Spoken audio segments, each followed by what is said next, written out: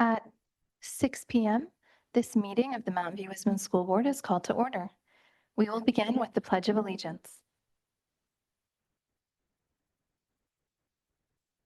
Pledge allegiance to the flag of the United States of America and to the republic for which it stands, one nation, under God, indivisible, with liberty and justice for all. We will now take a roll call of the trustees. Bill Lambert. Laura Berman. Laura Blakely. Devin Conley. Let the record reflect that all 4 trustees are present. We will move on to an approval of the agenda. Are there any comments from trustees? Seeing as there are none, if you're a member of the public and you would like to comment on the agenda, you can raise your hand in Zoom, press *9 on your phone, or approach the podium and submit a yellow speaker card.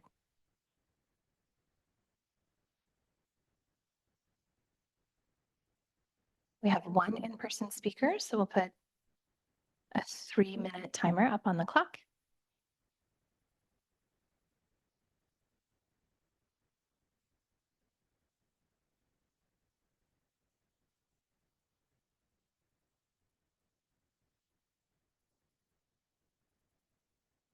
No, not yet. Thank you. We're going to get a timer up for you. And you have to turn on your microphone. Oh, okay. Never been. All right, you may begin when you are ready. Okay. Hi, trustees. My name is Ling. I have asked for an urgent agenda item to discuss the substitute policy because we currently don't have long-term subs to cover statutory leaves. Student learning and well-being are being impacted, but it didn't make it to this meeting, and I would like to see it in the future. The second is usually closed session is after the open session. So I think most people would prefer that. And lastly, I would like to kindly ask the board to allocate at least 2 minutes for each speaker if there are a lot of speakers for comment sections. Thank you. Thank you.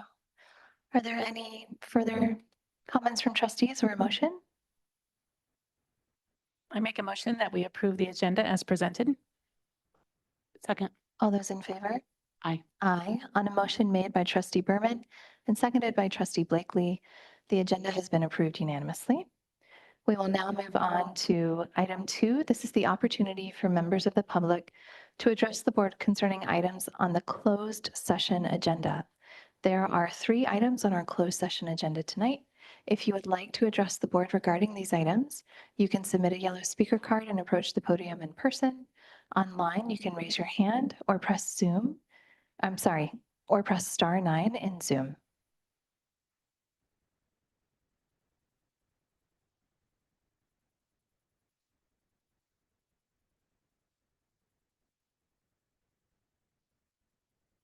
We have 1 in-person speaker and none online. Do I have to specify the subsection or no? If you were speaking about closed session, then you speak about, it's up to you. We'll get a 3-minute timer on the board and you may approach the podium, Ms. Wing. All right, you are ready to begin.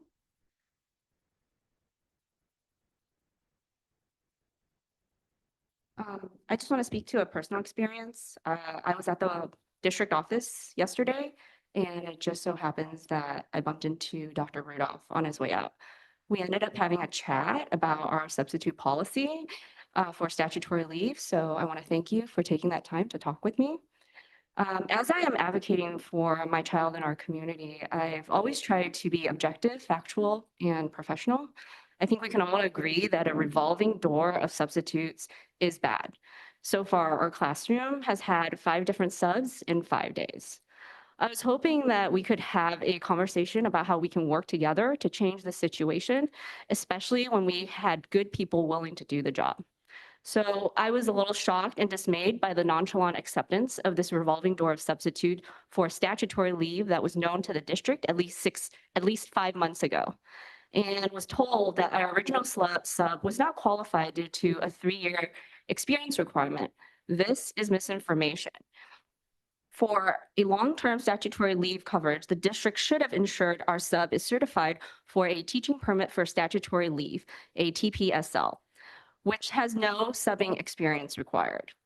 When I asked why we aren't spending time and money to make sure that our students have a consistent teacher, but we are okay with spending over $1 million on lobbying of questionable legality, meditation, coaching, and traveling to DC to meet politicians, all of which, by the way, has now resulted in a FICMAT extraordinary audit, I was told that this conversation is over and directed to leave. Everyone has bad days, but this was especially unprofessional and shows zero empathy for me as a parent of a struggling child. Regardless of the intent, I felt completely disrespected and deserve an apology. This is why so many community members are upset, why MVWSD is constantly embroiled in controversy.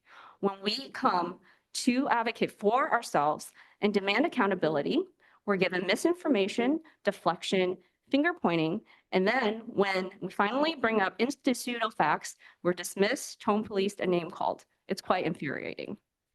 It's time for accountability, and it shouldn't take a public outcry every time to do the right thing. All right, at 6:06 PM, we will adjourn to closed session.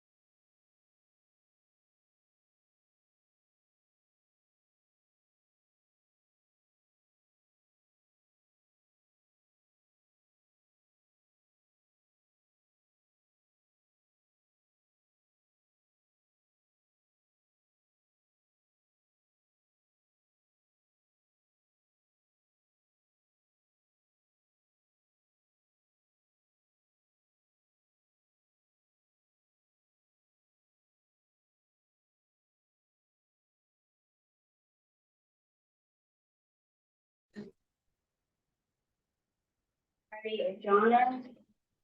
Well, these are 100 now. Daughter of the baby women's and the little television speaking to the other church and stuff.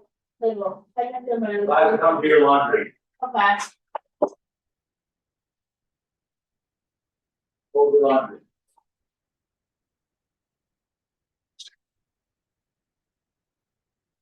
Oh, not that, that's dirty. The clean clothes out of the dryer, put it in one of the buckets. Bring it over, get the whole thing down.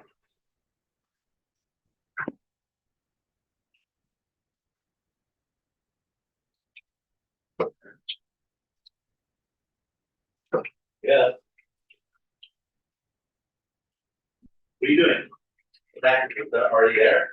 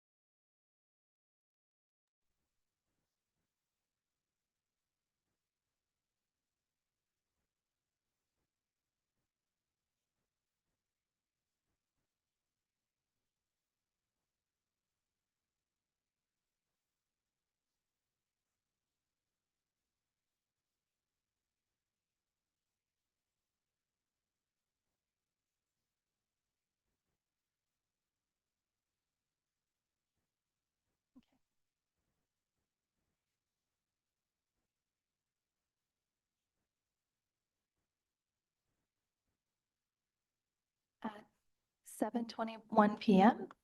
We have returned from closed session. There was no action taken during closed session, and we are reconvening open session. We will move on to item 5, our consent agenda. Trustees, I would like to pull the contract for Alliant from the consent agenda. Are there any other comments from trustees? Okay. Seeing as there are none, if you're a member of the public and you would like to comment on the consent agenda, you can raise your hand in Zoom, press *9 on your phone, or approach the podium and submit a yellow speaker card.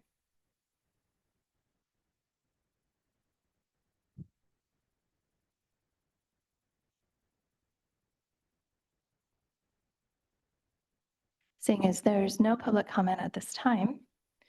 Oh, I'm sorry, we have one hand up on Zoom. We will put a 3-minute timer up. And ITech, you may unmute yourself when you are ready. You have 3 minutes to address the board. Thank you. So I'd like to address item A, the personnel report in the consent agenda. And specifically, I want to bring up when you evaluate the performance of district personnel, I hope you consider student achievement. In 2022-2023 California testing, out of 493 sixth graders, 220 students can't read and 250 aren't proficient in math. Those students are now 8th graders. When we look at the district's own quality review for item number 1, student achievement, the website quotes, Dr. Rudolph says, we can close the achievement gap while raising performance for all of our kids. When they leave us for high school, our goal is that they are ready to be successful in the classes that put them on the post-high school path of their choice. For item number 2 on the quality review, data, Dr. Rudolph says, data are the checkups that allow us to quickly identify and address student needs as they arise. Data will allow us to nimbly adjust instruction. Those 220, 250 8th graders started kinder in 2015, the same year the superintendent started. What will you tell their families?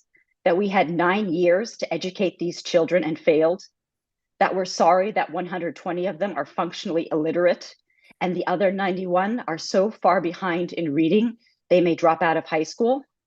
That without middle school math, they have little chance at a middle-class life? If these 250 students were educated, as promised by their superintendent, then perhaps the community would turn a blind eye to the meditation and showboating and squandering of resources. But we as a community cannot turn a blind eye to the students. So I ask, will you, quote, nimbly adjust instruction? And I hope you consider student achievement when you evaluate the district personnel. Thank you. Thank you. Trustees, are you ready to make a motion on the consent agenda minus the Alliant MOU? I move to approve the consent agenda with the Alliant MOU removed. Alliance contract pulled. A second. All those in favor? Aye. Aye. On a motion made by Trustee Lambert and seconded by Trustee Berman, the board has voted unanimously to approve the consent agenda minus the Alliant contract. Trustees, I pulled this contract because it has come to our attention that Alliant, which supports kind of intern teachers and credentialing support for teachers, they barely passed their accreditation this past year. So I'm concerned about working with them until they've kind of brought their performance there up to snuff. Are there any other comments, Trustee Berman? I had a similar note here that I'm concerned about, working in this field. I know how important it is for our student teachers to have the right level of support. I think oftentimes, a lot of the times, our student teachers can be an opportunity for us to hire new teachers during hiring seasons. And if what I was reading through was that the student teachers weren't getting the level of support from their course instructors from Alliant University to help them be successful. So that was a concern for me as well. Trustee Blakely? Well, I just had questions about that contract and about just the program because it's student interns, so it's no cost to the district. But of course, we want to support good teachers going forward. And my recollection is that we've worked with a group out of Santa Cruz in prior years. Am I remembering that accurately? And so I'm just wondering if this is in addition to or shifting, and why the recommendation to use this one. Maybe it's just to get more. I don't know. I was curious about that.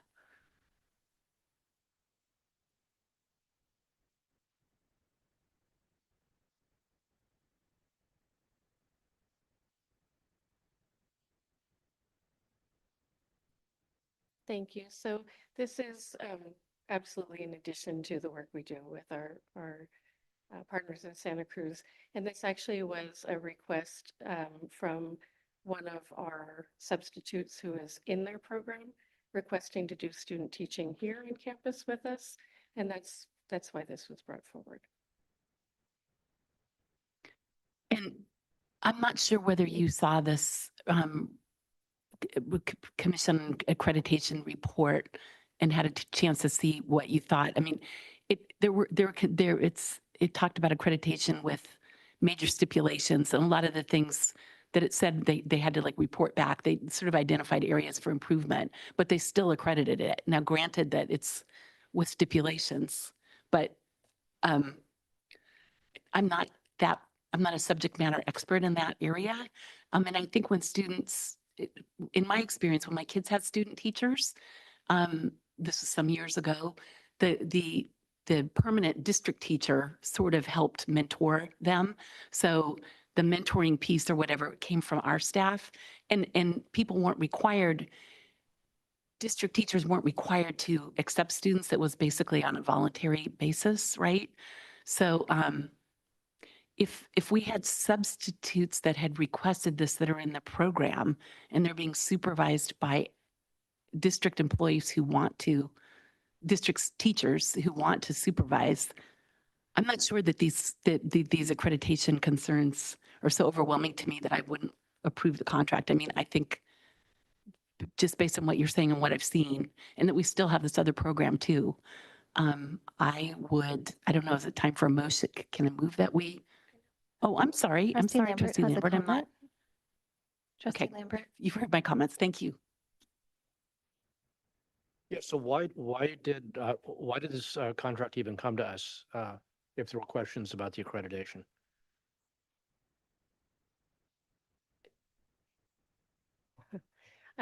We brought the MOU to you. And, you know, as we review and we saw they were fully accredited, we brought it to you for review and for action.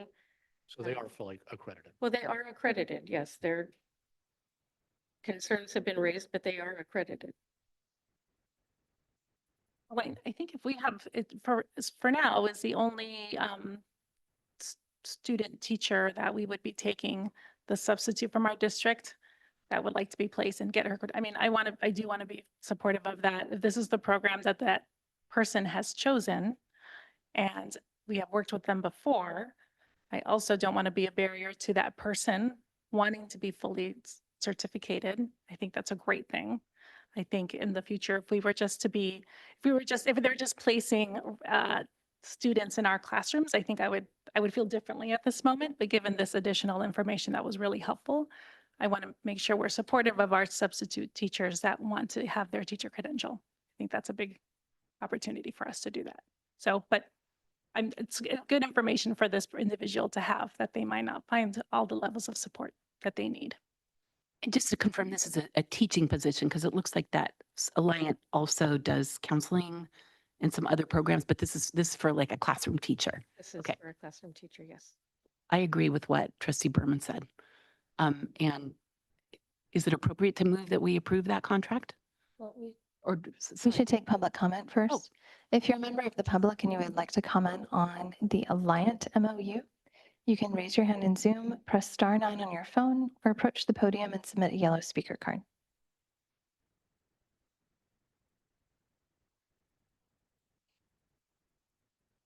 We have one speaker in person. We'll put a 3-minute timer up.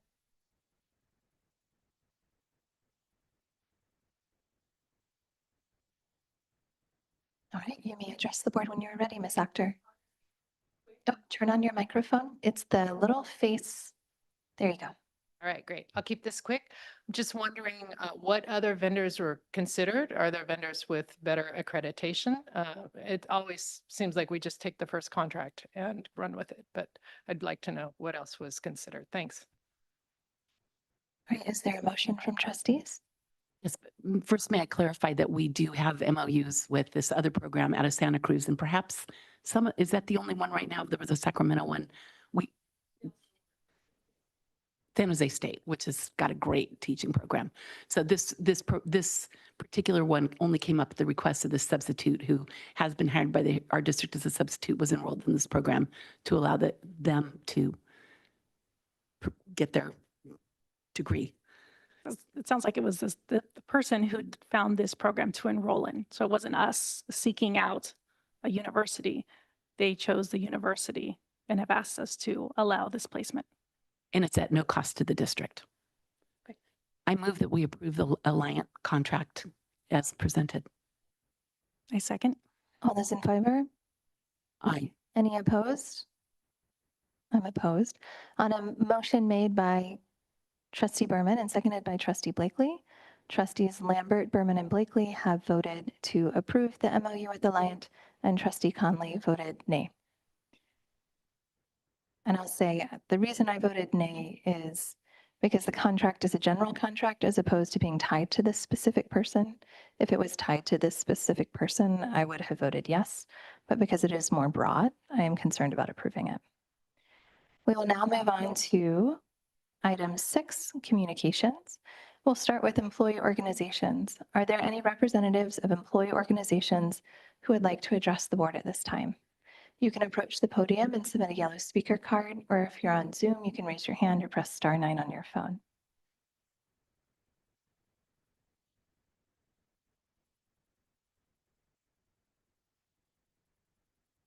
Okay. District committees. Are there any representatives of district committees who would like to address the board at this time? Again, on Zoom, you can raise your hand or press *9 on your phone. Seeing as there are none, we will move on to the superintendent update. All right, good evening. So just 2 quick updates. The first one is that our Golden Turtles are coming back for 24-25. Our success on behalf of our students is magnified when we work together. And so this is a very popular award that is designed for employees to recognize other employees who demonstrate exceptional collaboration and teamwork to their colleagues and our students at MVWSD. I'm sure there will be turtle recipients to recognize soon at the upcoming meetings, which we normally do once a month. The second one is just a reminder that October 7th marks the 1-year anniversary of the violent start of the most recent conflict in Israel and Gaza. The day that carries deep significance for many of our families. This day has a profound impact on those in our community with loved ones and connections to the regions where people are facing unimaginable danger. Even if we don't have direct ties, witnessing suffering, uncertainty, and the fear of families in that area is heart-wrenching. It's important to acknowledge this day, along with other current events that may stir strong emotions. We want to make sure that all of our students feel safe and supported at school, no matter their nationality or their background. So each school has a counselor available and ready to help if students are in need. We also will be sharing age-appropriate information with parents by email tomorrow to help guide conversations with kids. And again, this day serves as a reminder of many families across the world who are fleeing conflict, war, violence, and hunger. And we are here committed to the well-being of our students with a focus on their needs and supporting their families. Thank you, Dr. Rudolph. We will now move on to community comments. This is the time reserved for community members to address the board on items that are not on the agenda. The board and administration welcome this opportunity to listen. However, in compliance with the Brown Act, the board is not permitted to take action on non-agenda items. You can address the board by submitting a yellow speaker card and approaching the podium, or online, you can raise your hand in Zoom or press *9 on your phone.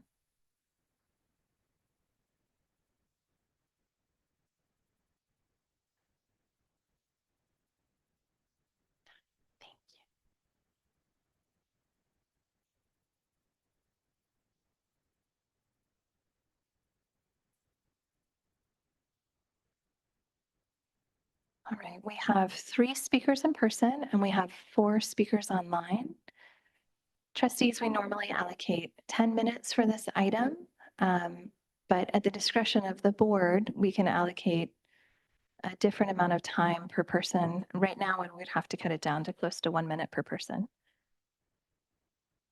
Would trustees like to allocate more time or stick with 1 minute? I would prefer to have at least 2 minutes per speaker. 2 minutes is fine. All right, so we'll allocate 2 minutes per speaker. We'll start with our in-person speakers. We're going to start with Leslie. You can come up and your mom can help you with the mic if you need.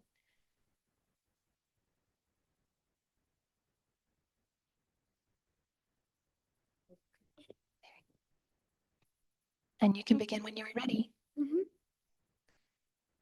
I'm ready. Go ahead. My name is Leslie. I love my school and everything that's in it, but I don't like the changing of the subs every day or week. It's always been stressful and sometimes boasts my positive attitude. Some of the subs don't quiet down the class when they're explaining the instructions, and it often makes it confusing. The subs also don't have enough time to check the rules and our reward system. But Miss Sharp is different. She quiets down the class when we're learning and makes sure to give us a reward if we're kind and respectful. Miss Cutler is also an excellent teacher. She quiets down the class at the right times, just like Miss Sharp. She's easy to get to know and understands my feelings. Thank you. Thank you very much, Leslie. We very much appreciate you being here tonight. We will move on to Kashyap Padmari. I apologize if I mispronounced your name. You may begin when you're ready, and then Yinan Ma, you may line up and be prepared to approach the podium when he is done. All right. Hello, I'm Kashyap. I have a child in 4th grade, room 13 at IMI, where our primary teacher has been on planned leave from the start of the school year. A wonderful substitute teacher was assigned to our classroom with the expectation that this teacher would remain until the primary teacher was to return. However, it looks like the district office didn't communicate this information to the site that this teacher would be there only for 30 working days. And then a new teacher is going to come in every 30 days in the best case. Our elementary school classroom is a stressful environment for a teacher that cares for the children. And getting a handle on the children takes time and effort. A rotating set of teachers means the stress repeats itself, and then it reflects on my child. My child especially is a quiet one. She takes a long time to connect with her teachers and until then keeps her troubles and her joys to herself. Therefore, she'll be left without a trusted adult in the classroom. For example, right now, she's worried about this kid at her table who's a constant source of distraction, but she's afraid of mentioning it to her teacher.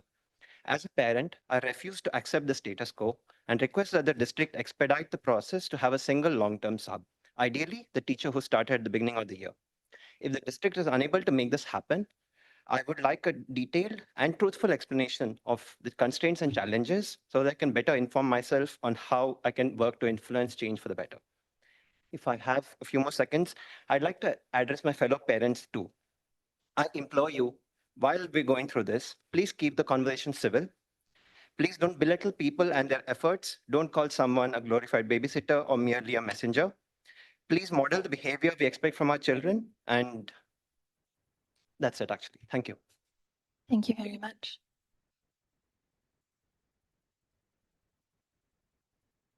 Oh, you need to turn the microphone on. I apologize. It looks like a face. There you go. Hello, everyone. My name is Steven. So my daughter Harper, she's also in my school 1st grade. And basically, I want to raise the same issue as the gentleman just raised. What happened is like our daughter has basically their class have changed like the substitute teacher 4 or 5 times in the past week. So this lack of consistency is very concerning. I think it's not going to be great for the kids. So we hope we can come up with some solution. I just want to raise the issue. Yeah, thank you. Thank you very much. We will now move on to our online comments. We will begin with iTech. iTech, you may unmute yourself. You have 2 minutes to address the board. I want to ask the board again to bring science of reading literacy education and evidence-based science of reading literacy interventions to every student who needs it, to all 9 elementary schools and 2 middle schools. 354 students in K through 3rd grade, 19% can't read, according to the literacy update at the February 29th board meeting, top of slide 29. Of these 354 students, 106 of them at Gubb 39, Imai 18, Landels 32, and Stevenson 24 are being excluded from evidence-based literacy interventions, not the stuff that they have currently, which obviously doesn't work. And these interventions are available at the other schools. As of 2022-2023, 291 out of 1,028 students in 4th grade, which is 30%, 29% of students in 5th grade cannot read at grade level, and 580 out of 1,424 middle schoolers cannot read at grade level. Teaching students to read is a solvable problem. Students who cannot read feel excluded from society, which in the case of middle school contributes to physical violence, student fights, chronic absences, classroom frustration for all students, including high-achieving students, increased funding needs for social emotional instruction and counseling services, and ultimately prevents Mountain View from becoming a literate community. If we enable students to learn to read before middle school, preferably, the need for many support services would be reduced, and the positive culture would benefit all students. Community-driven demand. It took 5 years of community organizing and parent advocacy in order to convince Mountain View to finally start screening for dyslexia and launch an evidence-based science of reading literacy education intervention program. Please fund this permanently and make it happen today. Our next speaker is Sankarshan. You may unmute yourself when you are ready. Thank you. Good evening, everyone. I'm here tonight on the Zoom because unfortunately, the board has completely lost the trust of the parents community. You've tried to justify outrageous spending on chakra healers, PR, and other nonsensical items by showing ridiculous data that the stress level of the leadership has gone down. Let me be clear. No parent in this community would ever prioritize PR and frivolous wellness spending while teachers are begging for basic supplies like computers, notebooks, tissues, toilet paper. If board members and leadership are truly stressed, then speak to us.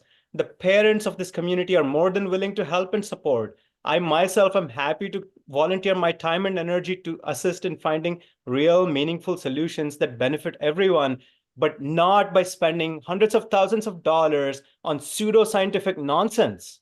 The spending is wrong morally and even legally, considering the people who benefited have personal relationships with the superintendent, as per the reporter. You are all elected to serve this community. It's a tough job, I get it. I wouldn't want to do this myself. But if you're doing this job, do it with high ethics and do it to help the students and the community, not for your personal benefit. Our middle school's computers and cameras are 12 years old, so outdated that they can't even run current software. Teachers are left struggling with equipment that's practically falling apart, and they're having to beg parents for basic supplies. Meanwhile, you're throwing away money on pseudoscience. Just look at Santa Clara County when it became clear that their superintendent was engaged in corrupt and irresponsible spending. The board took immediate action and removed them. This is this level of accountability that we expect also. Our next speaker is Nyong. You may unmute yourself when you are ready. Hello, can you hear me? Yes. Thank you for taking my call, and thank you for attending these really long meeting every 2 Thursday. I'm calling because I just wanted to point out that yesterday Dr. Rudolph sent out an email to the community notifying us of the extraordinary audit that was that's gonna be starting. And I feel like reading that message from Dr. Rudolph, it sounded to me like he initiated this audit in the desire to be transparent and collaborative. But then I was told that this was not the case. It's actually parents asking for audit, and the city and the county, actually the county, looking into it and finally deemed that there's enough evidence to, to grant it this audit. So, and I remember back on August 22nd, 2024 meeting, at the 3 hour, 2 minutes, President Devin, you brought up, this issue with extraordinary audit, and then Dr. Rudolph mentioned it, and then pass over to Dr. Westover. I checked with the county board about this claim, and I asked them, what happened? Why was there an audit, brought up in June and that was declined, and then now this one, and I was told that this one that was yesterday was the first time the county have communicated to the district about it. So I don't understand what's going on with the August claim that there was an audit request and that was denied. So I'm just trying to, just want to bring it up to attention and let people know. Thank you. Our next speaker is Mohan Gurunathan. You may unmute yourself when you are ready.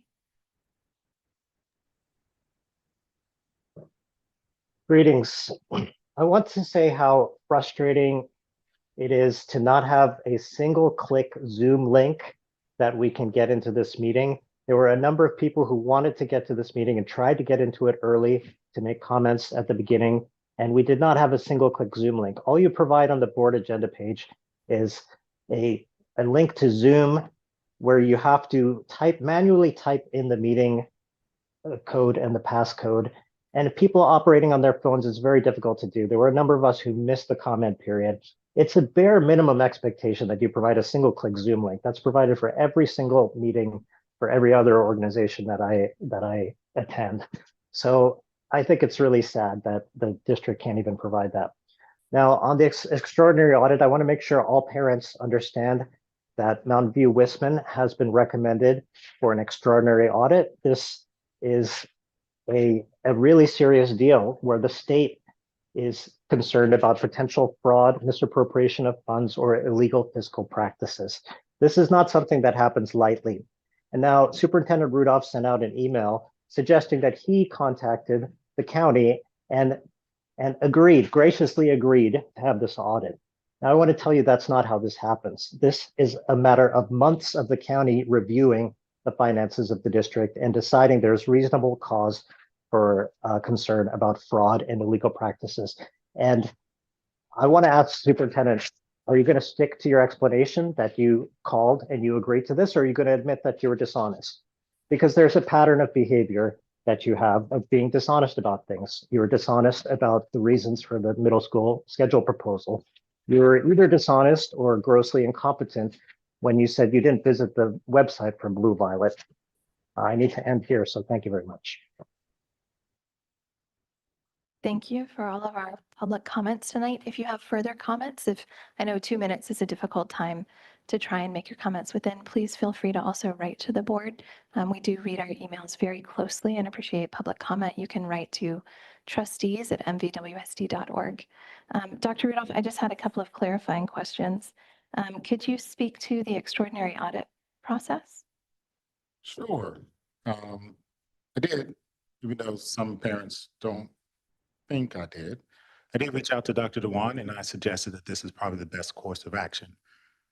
Based off of where we are and the constant insinuations that there is something nefarious or illegal taking place, and the fact that it's impacting so many people, Dr. Dewan, as well as the CBO and Dr. Westover, all sort of came to the same conclusion that even if the county was to write a letter clearing us, that it wouldn't satisfy this group of parents. And so the only approach is to go one step further. Now, to be clear, this is our second time we've actually had FICMAC come in and do an audit. We actually did this right after the CBO left in 2018 or 2017. We called for this FICMAC to come in to make sure that everything was on the up and up. Because we did have some funds that were unaccounted for, and it turns out that that was a rounding error. And so, look, I can take exception to what people say. it's not really gonna make a difference. The only thing that, and to be honest, even when FICMAC comes back and they write the reports, that still won't make a difference. But what I think is unfair is that every time someone tries to address an issue, if it's not the way that we want it to be, it comes out this way. So in consultation with Dr. Dewan, in consultation with Dr. Westover, Dr. Dewan, I had a conversation and I told her and I sent her an email saying, we need this audit to take place. And luckily, and I know she just separated, luckily it was in time right before she left. But I do think that the only path forward to rid us of this constant insinuation that something is amiss is to put it to rest with an outside organization. Because if Dr. Dewan was going to do it, and it didn't come out the way that the group of parents wanted, Dr. Dewan and I both agreed that they would just point to her and say that she wasn't doing her job, or that something else was going on. And so we didn't see any other course of action in terms of moving forward. And so we made the request. Now, ultimately, I make the request to her, which is what our letter actually says. So she sent two different versions and said that our request had been received and that she was moving forward. But we felt like it was in the district's best interest to put this to rest for good. And so I welcome it. I'm not arguing that we won't. I mean, if you look at the FICMAC audits, and we've talked about this for months with the county office. We look at the FICMAC audits, we know that there is always something that can be shored up. I don't think there's any organization in this world that can say that they handle every single practice correctly. So it's possible they'll have some findings. But the real issue here is that parents continue to assert that something nefarious or something illegal is taking place. And so I welcome an outside entity reviewing our processes and procedures so that the district, the board, and myself can have our names clear, and so that we can stop focusing in on what is or isn't, or what is allegedly happening, and focus back on what we should be doing, which is addressing student achievement. That's why I asked for the audit. That's why they're going to do the audit. And whether you agree with it or not, or whether you like it or not, that's what the conversation had. I had another question about the substitute situation. I have experienced this being the long-term sub. I've experienced this being the teacher going out on maternity leave. And I've experienced this when my fourth grade son had a series of different substitutes for almost half a year in the district. So I know this is particularly challenging. I'm wondering if there's any update or information that can be shared with the board. Yep. So we have 19 subs, 19 individuals who are in this similar process. In some type of fashion, they're on FMLA. And as I explained yesterday, calmly, even though that's not how it was recounted, even my own son has experienced a long-term sub for a whole year. And I allowed the process to go. I didn't unrightly influence anything. It's simply, this is the process. Somebody's allowed to take FMLA. And we want to respect that. And I find that, like, at least that's the one thing we all agree on. But our teachers and our subs, the way that our sub process works is that we can hire subs for emergency credentials for up to 30 days. That's what our subs have. If they have the TPSL and they want to stay, then we place them as a priority. I know that Ms. Victor and Ms. Iam met with parents today, and we've been exploring different types of solutions. And even Trustee Berman and I talked about looking at a county office that's in Southern California that does it virtually to do the TPSL. And so we're exploring that, but that doesn't change the fact that right now, we have to come up with a solution for a classroom that either will have revolving subs every 30 days, provided if a teacher wants to extend their leave to be, for whatever reason, to be with the kid because they're not mentally well, or for whatever, to take care of a loved one, that's well within their rights. And until they vacate the position, there's not really much we can do. Or until they tell us like, hey, I'm not going to be there, then similar to what we did last year, we hire somebody. What I will say is that we have a couple of different solutions. And Ms. Victor, as well as Ms. Siam, earlier today, at the start of the day, promised that they would communicate the solution to the parents. As I wrote in my letter to the parents of the class, did we drop the ball? Yes, we dropped the ball on communicating. All 3 levels. We knew at the district office, the site knew, and the sub knew. It's not on the sub to communicate how long they plan on staying. That's their choice. They can choose to come and go at any point they want. So the site, as well as the district office, do bear the responsibility. And I can own that. And so I met with all the principals. We have talked and we have discussed and said that we will address this issue because we have 18 other situations like this. And people are going to experience subs because we're now up to the first 30 days. Additionally, hopefully tomorrow, it won't be a perfect solution, but a solution will be presented. Ms. Siam and Ms. Victor will make a decision and try to address the issue. And there are multiple decisions out there. Yes, you can move a coach in. We can also collapse classes that have low class enrollment. We can move additional staff around on that site. So things that are allowed within the collective bargaining agreement and things that teachers agree to, we can definitely do.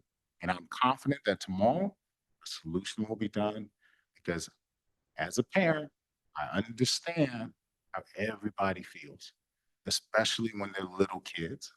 A 6th grader science class, I get it, right? It's not ideal. He didn't really care. And so I just let that be. But at the foundational level, we want to make sure that we address it. And so I know Ms. Victor, myself, Ms. Niall have all worked on this. We'll have a solution tomorrow, as we reported earlier today to the parents. May I ask Trustee Blakely. just a couple of clarifications? Can you explain what a TPSL is, please?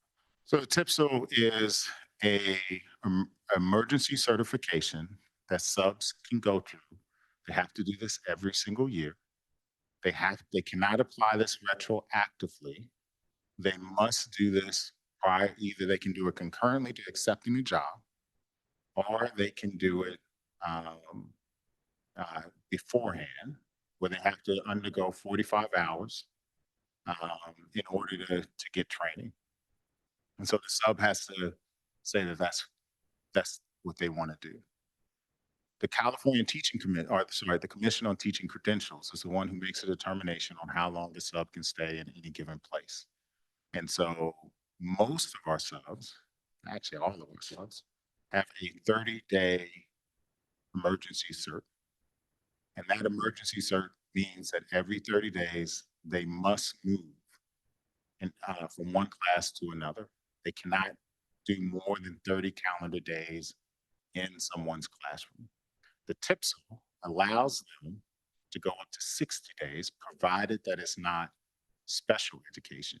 Special education, regardless of whether it is an emergency credential or whether it's a TPSL credential, is only allowable for up to 20 days. And so the challenge here is that no one in our area, at least our county, does not offer a TPSL program, and none of the other school districts have a TPSL program that they do, because you have to have the staffing to do it. As Trustee Berman pointed out, she was able to find one in Southern California, so we're going to see if we can either A, we find somebody closer, or because it's virtual, will they be willing to enter an MOU with us to do it? Because I'm assuming that that county office, which comprises San Diego Unified School District, probably is dealing with this on a larger scale than what Santa Clara County is doing. And so that TIPSO is what gets us to 60 days. But again, sub also has to want to do the job for 60 days. And so in this instance, unfortunately, we can't retroactively apply TIPSO. It had to occur concurrently, which means that when we hit 30 days, we have to bring in a new sub. And one other question. My recollection is that at least at the middle schools, we have some like sort of permanent subs. They're not subs, but they're extra teachers that are assigned to the school that have credentials that are district employees, full-time district employees that we can rotate in, or am I misremembering that? I think what occurs at the middle schools is oftentimes teachers will cover the class in an effort not to have the kids dispersed. And at times, similar to what's happened at MI over the last couple of days, the site will lean in on the coaches who have specialized certification. So at elementary schools, our teachers have to have a general education, right? So they can do, normally it's like K through 6 or K through 8, normally it's K through 6. So they can teach any course K to 6. They can even teach 6th grade. They just can't teach a specialized course, right? So they can have a group of kids. And there are some middle schools that actually keep their 6th graders in a 6th grade class as a transition. At the secondary level, which is middle school and high school, you must have a specialized degree that, or you take in California, or you take an assessment that grants you an additional certification after you have your first certification, which allows you to sub in that particular area. Our subs, though, still have their emergency certifications, but we are fortunate that in some instances, at the middle school especially, that we have teachers who are already certified and who may have a different workload. And the middle schools can collapse a class, or they can lean in and ask somebody to take on an additional prep to cover the class, or they reach out to the coaches to do it. Thank you, trustees. We will now move on to review and action. We're going to start with review and action A, resolution number 01-100324, a resolution in support of recognizing LGBTQ+ History Month. And we'll hear from our Director of Equity, Megan Pullman.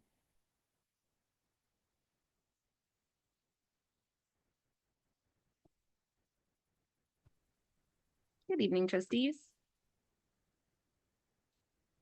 I'm having trouble getting my video on. There we go. Good evening. October 1st, 2024 marks the beginning of LGBTQ+ History Month. Mountain View Eastman recognizes the importance of honoring the achievements of our LGBTQ+ community members and reflecting thoughtfully on the history of pain and oppression they endured and that continues. We honor them this month and all months. It is recommended that the Board of Trustees adopt resolution number 01-100324, a resolution in support of recognizing LGBTQ+ History Month as presented. Thank you very much, Director Pullman. Are there any questions from trustees? No, we'll take public comment on this item. If you're a member of the public and you would like to comment on this item, you can approach the podium and submit a yellow speaker card. In person or online, you can raise your hand in Zoom or press *9 on your phone. Seeing as there is no public comment at this time, trustees, do you want to do a choral reading of the resolution, or no? I see shaking heads. Trustee Lambert. I move that the board approve, the board adopt resolution number 01-100324, resolution in support of recognition of LGBTQ as month as presented. Second. Were there any further comments? I'll just say I'm so happy to have this resolution presented. We want all of our community members, be they within the schools, on staff, students, who identify with the LGBTQ plus community to know that they are welcome here and supported, and this is a place for our broader community. On that note, all those in favor? Aye. On a motion made by Trustee Lambert and seconded by Trustee Blakely, resolution number 01-100324, a resolution in support of recognizing LGBTQ plus History Month, has been approved unanimously. We will now move on to item B, which is the Stevens Creek erosion. We'll hear from our Chief Business Officer, Dr. Westover. Good evening, trustees. Also here tonight is Lisa Ah and Raymond Wong from the city. The city reached out to us to offer to collaborate on managing some erosion that's occurring behind the German school currently. We're very thankful to the city for reaching out because this is a quite complex project that requires lots of different approvals from different agencies. And since it is on both sides of the creek, collaboration between the city and the district is actually essential because of the permitting processes that need to take place. And for the sake of brevity, I may not walk through the documents that are attached, but maybe just open it up to see if trustees have questions. Are there questions from trustees? Trustee Berman. I was just wondering what communication with the community would look like, who is responsible for that, just making sure if there's any homes that might be affected or impacted by noise, anything else. What can we anticipate in terms of how we let our neighbors know? Sure. This is the very, very beginning stages, but in collaboration with the city, I'm sure we're going to reach out social media. We'll probably do some postcards to let them know what's going on. Trustee Blakely. I also was a little bit concerned. I mean, I know construction takes a long time, but it said that it is estimated construction would be scheduled for June through October 2026. And I, of course, was hoping that would be 2025. We've got at least 2 more rainy seasons between now and then. And I'm wondering, are there temporary measures planned or that could be taken to sort of shore things up on an interim basis? I'm worried that if we have another really rainy year, it'll get even worse. And is there anything proactive we can do? I may allow Raymond to talk through this. He was wonderful as we were walking the site of talking through all the pieces and is an excellent teacher. So Raymond, would you like to answer the question? Yes, good evening. Absolutely. So, yes, the reason we would need to propose for 2026 construction is because of the potential permitting requirement. The Stevens Creek corridor is an environmental sensitive habitat. So, like any intervention in there, we need to go through multiple layers of the permitting in order to be able to do work in there. In the last season or last 2 seasons, the city has been continue monitoring the potential erosion because the site here at the school district property is only one of the 3 or 4 locations there. So during the rainy season, after every major storm, we will have someone come out there to take a look to monitor the situation. If the condition is such that the collapse or additional damage is imminent, there could be a potential emergency intervention. But in the last year that we also have a very heavy rain season, we monitor the different erosion location. They do progress, but not into the level that the additional damage or issue to the adjacent property is imminent. So because of that, we try to continue to move forward with the permitting process combined with the monitoring so that we can able to continue to move forward with the project with some safety measure if something do happen at the different erosion location this and the next winter season. That makes a lot of sense. Thank you. I'm just really glad we're on it. I walk that trail and bike it, and I've noticed some of that myself. So thank you. Sure. Trustee Lambert. Yes. What percentage of the cost will be responsibility of the district and what percent the city? This is a Dr. Westover question, I think. Yeah, so I believe it was costed out based on actually the work that needed to be done at each location because there's multiple locations that need to be amended. So the cost is just for the location that's on school district property. Yeah, so let me describe. I see. Yeah, at each location. What percent will the district be responsible for? What percent of the cost will the city be responsible for? So for the piece that is on our land, we are responsible for 100% of that cost. For the, City, it's 100% for them. correct. Got it. Thank you. Thank you. Let's take public comment. If you're a member of the public and you'd like to comment on this item, you can raise your hand in Zoom, press *9 on your phone, or in person, you can approach the podium and submit a yellow speaker card. Seeing as there's no public comment at this time, are there comments from trustees?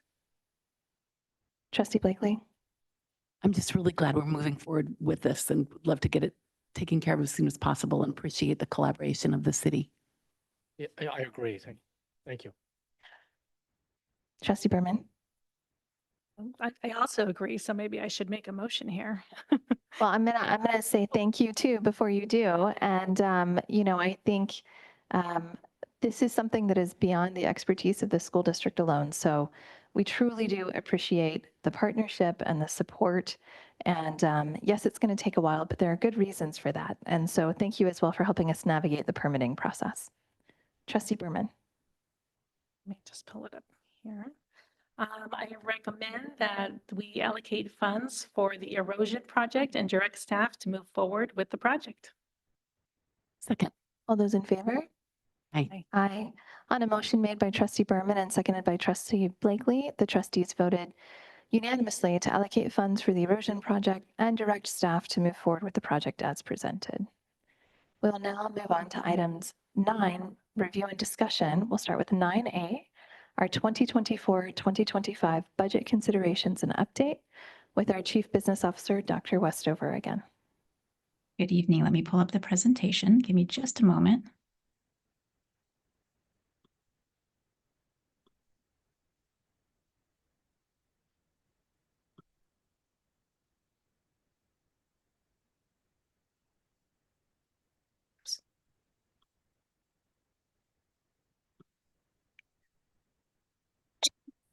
All right. Good evening, trustees.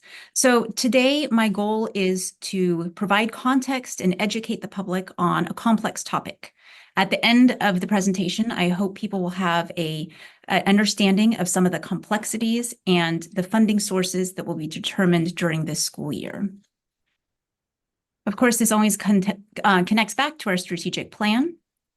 And then I wanted to take a moment to talk through our board resolution. So on January 4th of 2018, the board enacted budget adoption stated that, the board set the target that the district needs to be between 17 and 20% reserve levels in the third year out, but can deficit spend in any or all of the 3 years included in the MYP.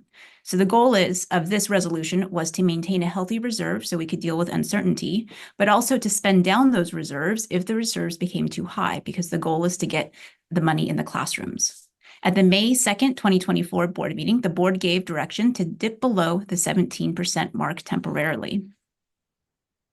So I wanted to talk through a little bit about the difference between basic aid districts and LCFF, because that's going to inform our conversation moving forward. So we'll talk about basic aid status, reserve guidelines and averages, and challenges with being basic aid and options to mitigate this. So the first step is understanding basic aid districts. A basic aid district is a school where local property tax revenues exceed the amount required to fund the state mandated per pupil level. So when we're looking at this diagram, a revenue limit district, or LCFF, property taxes are lower than that state guaranteed minimum level. So the state makes up the remainder of that amount. However, a basic aid district, our property taxes bring in more than that minimum level guarantee. So the school district gets to keep the excess property tax. Talking a little bit more about property tax growth. Because we're heavily reliant on property tax growth is limited to 2% per year by Prop 13, unless the property's market value drops. If a property is sold, it's reassessed at that market value. So what does this mean? If no buildings and no homes sold within Mountain View, we would get 2% per year. There is also some property tax volatility. Due to our reliance on property taxes, we have to also think about Prop 8, especially currently. Prop 8 allows for a temporary reduction in the assessed value of property tax if its market value drops below the assessed value. This ensures that property owners are not taxed on an inflated value during periods of declining real estate. Looking at our property tax mix, the mix is important to note because of the impact if we end up having a reduction in property taxes due to Prop 8. So non-residential property tax makes up about 47% of our income. Residential is about 51%. And then there's other various parcels that make up the small percentage.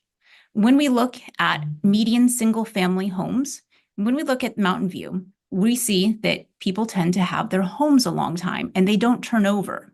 When they do turn over, we see an increase in the AV. So the median home sale price in Mountain View is $2 million, but the median AV of single homes in Mountain View is $1 million. This is looking at our top taxpayers in non-residential. Dr. Westover, can you explain what AV means for the public? Yes, assessed value. So assessed value is the property tax that would then come into the school district. At the time of purchase. Yes. And then also at the time of purchase, and we talk about AV growth will be 2% per year. So even if a house is not purchased, it would increase by 2%. So what does this mean? We are susceptible to swings from Prop 8 due to the large portion of our income which comes from commercial property, which has and could see a decreasing value. In fact, we're seeing more of this now. At the last meeting with the county tax assessor's office, they're seeing more applications because the value of commercial property in Mountain View is decreasing. How does shoreline funding impact us? And why is it different than it was previously? In the 2008-2009 school year, we became a revenue limit district. Prior to the 08-09 school year, when funds were diverted to shoreline, the state would make the district whole since we were a revenue limit district. So if we go back and we think about those pictures of the bucket, even though a portion of the property taxes were being spent in shoreline, it didn't impact the school district because the state made up the difference. Currently, the district is approximately $21 million into basic aid status. All funds that are diverted to shoreline are considered lost because the state is not making up that difference. This year, $15 million will be diverted from the district and will instead be utilized by shoreline. It's important also to note that we are $21 million into basic aid status. It is highly unlikely that we will flip back into a revenue limit district. The next topic I wanted to talk through is why basic aid districts carry reserves and why are they higher than an LCFF district or that revenue limit district. So the state guideline on reserves, there is a minimum set by the state that is typically 3% of total general fund expenditures for most districts. This minimum applies to all districts, but is insufficient for basic aid districts due to their unique financial dynamics, which we'll talk through, the volatility, enrollment, and unfunded mandates. So for the recommended reserve levels, a higher reserve is suggested. Financial experts recommend that basic aid districts maintain reserves significantly higher than the 3% minimum. So a 3% for us would be about $3.5 million. They typically suggest between 10 and 20%. For our district, this would be 11.8 to 23.6 million of total expenditures is commonly advised. And this helps buffer against revenue fluctuations and unexpected costs. When we look at that reserve level, we typically look at the third year out in the multi-year plan. So let's talk through a little bit about the factors influencing our reserve levels, because you'll notice that it was a range that is suggested. They don't set a percent like the 3% minimum. We have property tax volatility. Higher reserves help mitigate the risks associated with fluctuating property tax revenues. Historically, we have seen positive growth, but in the 2008, the district saw a dip below 2% in AV due to the economy. We also have to look at enrollment trends. Changes in student enrollment can impact funding, necessitating a higher reserve. Currently, we are increasing in enrollment, although slower than previously anticipated. So how does a LCFF district typically handle this? So those revenue limits. When student population increases, the school district gets more funds. But in our case, when we have more students in the district, we have less per pupil to spend.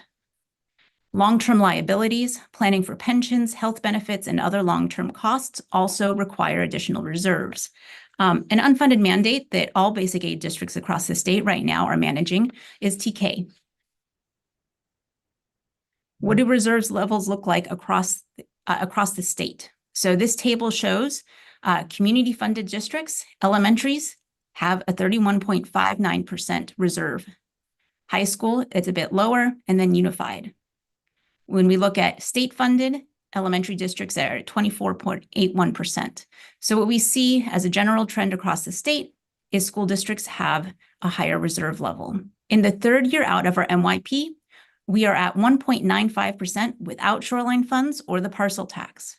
With shoreline funds and the parcel tax, the district is at 25.37%. I chose these two extremes simply to illustrate that there's a lot of things that will be changing this year that will be impacting our budget. I wanted to talk through some of our current monthly expenses. Our payroll is approximately $8.2 million. Other expenses monthly are about $2.09 million. 6 months of expenses is approximately $61.74 million. This is important for us to talk about because property taxes come to the district twice a year, December and April. In between those 2 points, we have to either pull from our reserves because we have to have cash to pay our payroll. We borrow from ourselves from funds 40, 20, or 25 temporarily, or we use our reserves for that cash. So maintaining higher reserves helps bridge that gap between the revenue. But there's options for managing cash flow. Some districts who don't have a sufficient reserve level, they have to do temporary borrowing. So they can use something called tax and revenue anticipation notes, or TRANS, for short-term borrowing to manage cash flow. The current rate for TRANS is between 4.25 and 5%. It's important to know that this amount is lost funding that cannot be used for students. This is the interest that we pay to borrow that money. To give you an idea of how much this could cost the district, if the district had to borrow $10 million for 6 months at 5%, the cost would be approximately $246,951. If the district borrowed $60 million for 6 months, the cost would be approximately $1.48 million. TRANS are only beneficial if we have cash to pay them back. If we are significantly deficit spending, TRANS are not sustainable for the district. Now to talk through understanding the multi-year projection. So the MYP, it's a forecast that spans 3 years. The purpose is to provide a future picture of revenue, expenditures, and reserve levels, allowing for better long-term financial planning and decision-making. So we look at projected revenues from the state, local, and federal sources, including property taxes, grants, and other income streams. Then we look at our expected expenditures, such as salaries, benefits, and operating expenses. For our expenditures, our people are the highest expenditure. That takes up 80% of our budget approximately. We look at our reserve levels, the forecasted amount of reserves, showing whether the district is projected to meet its required reserve targets, and then budget assumptions. Key factors like enrollment changes, property tax growth, and cost of living adjustments that influence these projections. It's also important to note that when we're looking at the MYP and the district, it's not like a household or private corporation budget. For example, when and how we roll over funds also impacts when you see a multi-year projection at budget adoption versus unaudited actuals or first interim. In between each of these periods, there are things that are happening in the background, for example, rollover funds, which I can talk through if anyone is interested. The MYP is a living document. There can be significant increases and decreases between budget adoption and first interim due to changing needs. I think this is really something important to know about because the school district is not static. Student needs are not static. So what could change between adoption in June versus when we do first interim coming up?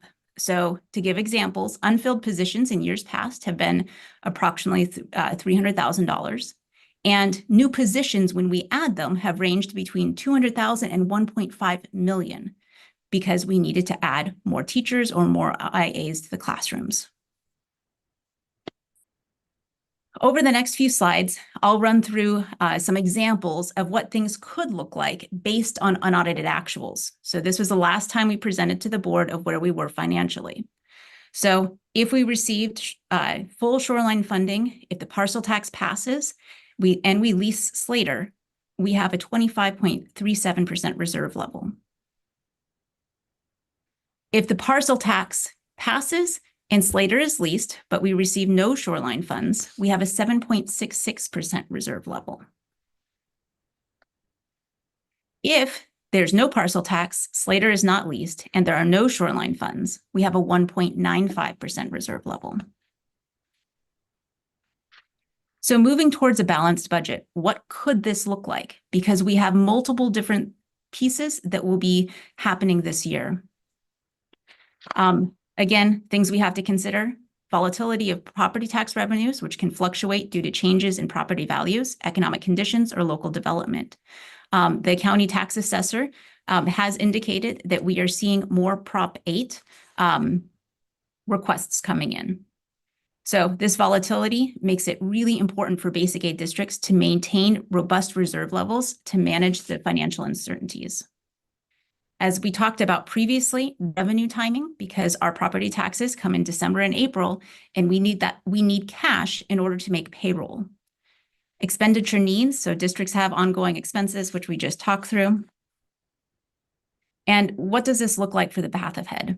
Currently, there are multiple uncertainties that will impact our budget: shoreline funding, the possible passage of the parcel tax, and the ending of the Slater lease. As a district, our goal is to consult with the Board of Trustees and all stakeholders to develop a plan of action to be fiscally responsible. What could that look like? We could have possible options to generate revenue, so the parcel tax, leasing out the Slater school site.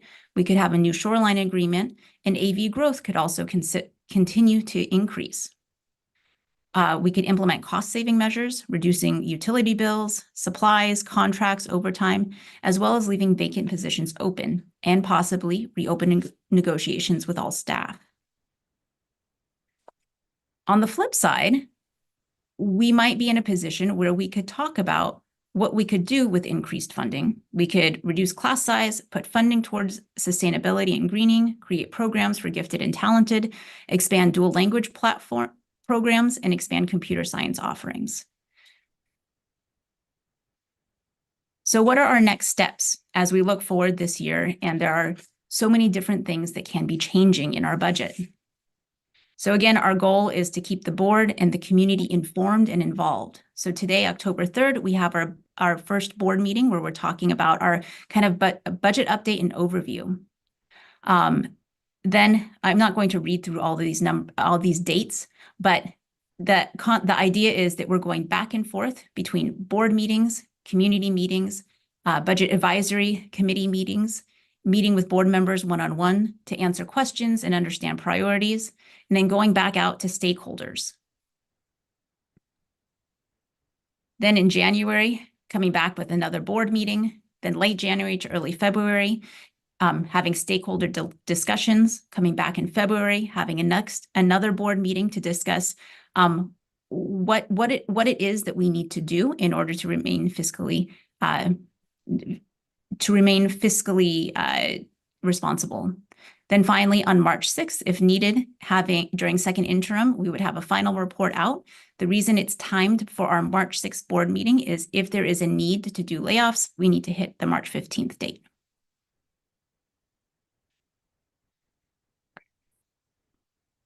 Any questions? Thank you very much, Dr. Westover. Questions from trustees? Trustee Blakely. Thank you. There were several times where you said if we had the shoreline funding, if we had the parcel tax money, if the parcel tax passes. Mhm. With respect to the shoreline funding, are you talking the 6 or so million that the city had offered under the 3-year deal, or are you talking like the full 16 million or so that the school district would receive? Yes. So the example that I showed was with the full shoreline funding, the whole 15 million. Yeah, I also need to say Nadia Pongo, who's director of fiscal, is on tonight to also answer questions. She had a big hand in preparing this today as well. Thank you. I just wasn't sure which amount we were. Trustee Berman? So related to the volatility of property tax revenue, have we seen instances in which our property tax revenue ends up being less than what we've projected? Yes, in some years, it has. Prior to me coming on, we projected more in AV growth than we received and ended up needing to go through some budget cuts. I think that was in 2016, 2017. We went for the former CBO projected 8%, and we came in somewhere around 5%. And so as a district, we made around $3 million of cuts behind the scenes. I mean, we did this publicly and said, here were the cuts, but we made those cuts behind the scenes to not impact classrooms. But it was it was a similar situation where we wanted to honor the agreement that we had. We had just had a long, hard fight for a teacher pay a new teacher and CSEA contract. And so we wanted to honor that even though there was an overestimation of it. And part of that's because the role changes all the way through the summer. And so it's, so it's an ever evolving sort of thing. And what do we anticipate it being this year? Like, we always predict what it might be. What is it that we have for the budget this? You mean the projection? Yes. What is our projected AV growth this year? We have it in the budget at 3%.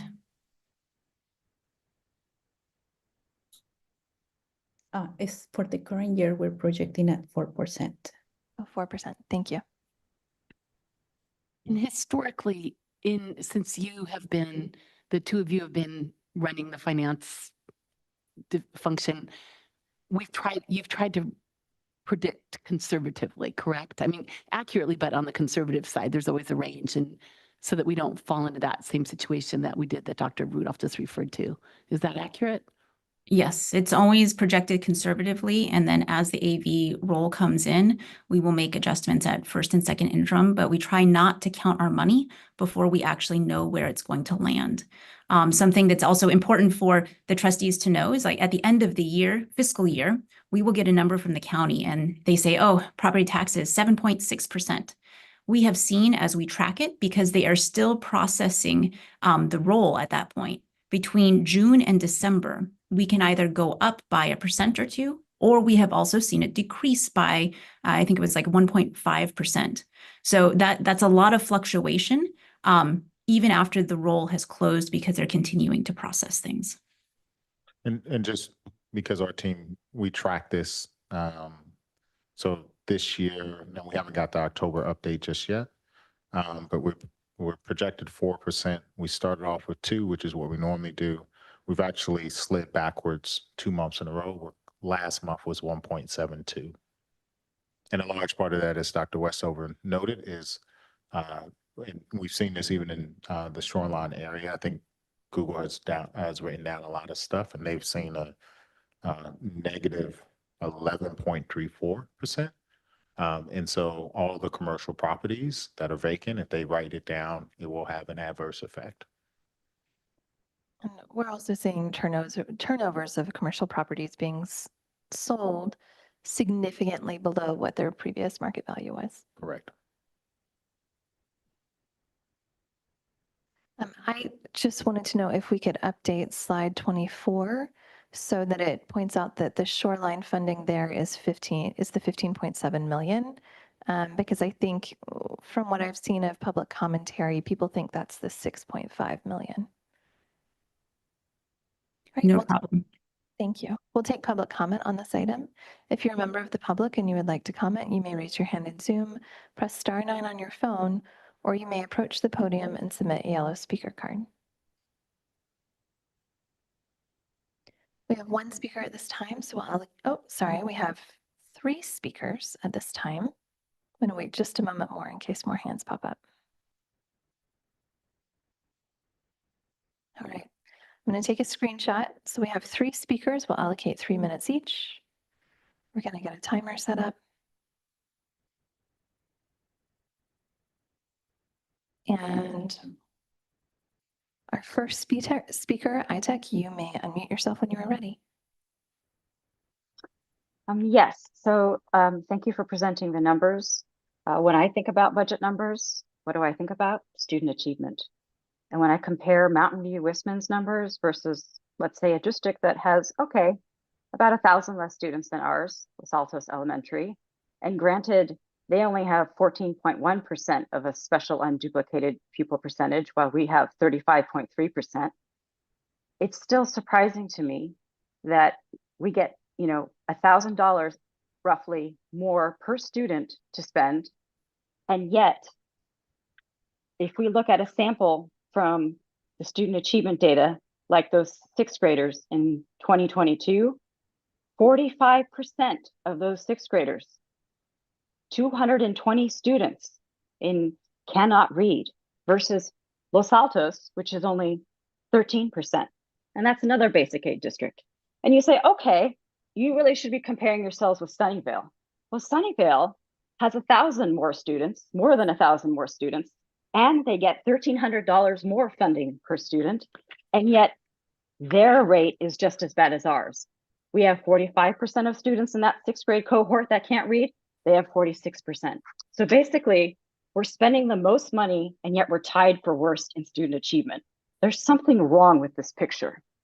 That's what I want to address, is that you should look at also student achievement, and you should put some numbers up there to show that how well are we doing our job if we cannot spend our money wisely when we compare to our neighboring districts, whether it's one that has obviously better property values, but still less money per student, or that has more money and more students. It's not a good situation. Our next speaker is Nyung. You may unmute yourself when you are ready.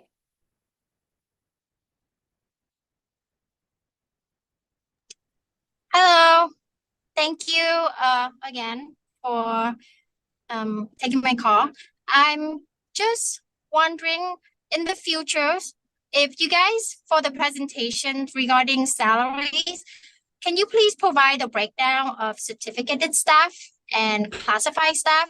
Because looking back at data 10 years ago, they have that kind of stuff, but it's really hard to find that breakdown in the last 10 years, I think. So that would be very helpful analysis wise. Is like how many of these are teachers directly impacted the student and how much of the salaries are district staff. So that would be really helpful. Thank you. And our last speaker is Mohan Gurunathan. You may unmute yourself when you are ready. Yes, thank you. Can you hear me okay? Yes. Okay. I think it's really disingenuous the way you talk about lost revenue from the Shoreline District. I want to be clear, we're not entitled to any revenue legally from the Shoreline District.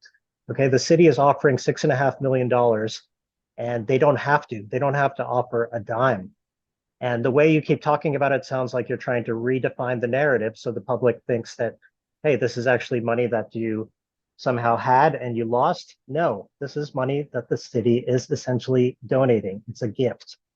And what's even more disingenuous is in the slides how you don't model the scenario where we accept the $6.5 million for 3 years that the city's offering. You model 15 million or nothing, which is basically saying our way or the highway. You're willing to screw the kids over and take nothing over the $6.5 million. And that's really sad that you're willing to screw our kids over because you're not getting your way in negotiations for money that you're not even entitled to. So it's sad and it's disappointing and it's pathetic. Thank you. Are there further comments from trustees? Dr. Westover and Ms. Pongo, I'd like to thank you for the thoroughness of this presentation. I hope it's very helpful for members of the public who are trying to understand the district budget, and I look forward to the continued discussion. Thank you. Trustees, should we take a short bio break? All right, let's break until 8:50 and we will be back.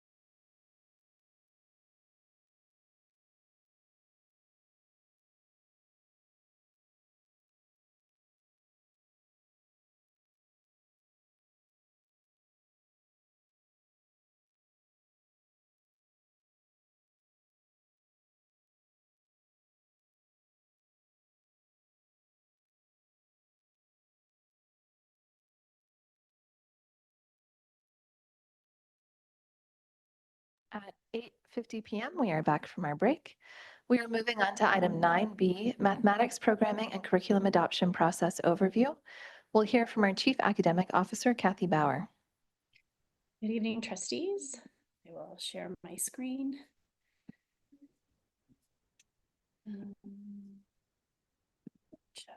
Okay, so tonight I am here to talk to you about our upcoming process to look at our mathematics programming and curriculum adoption. Of course, everything we do is aligned to our strategic plan. For us, it's instruction, and our initiative 1A3 to develop programs to increase opportunities for underrepresented students to reach high levels of academic success. As a bit of a background, curriculum adoptions are usually conducted according to the cycle of approved frameworks, and this is outlined by the California Department of Education. The approved curriculum is dependent on a state-approved framework, usually, as it contains evaluation criteria for the adoption of materials. California finally approved a revised mathematics framework in June of 2023 after a 4-year delay. This delay also is delaying our plan to update math programming and materials.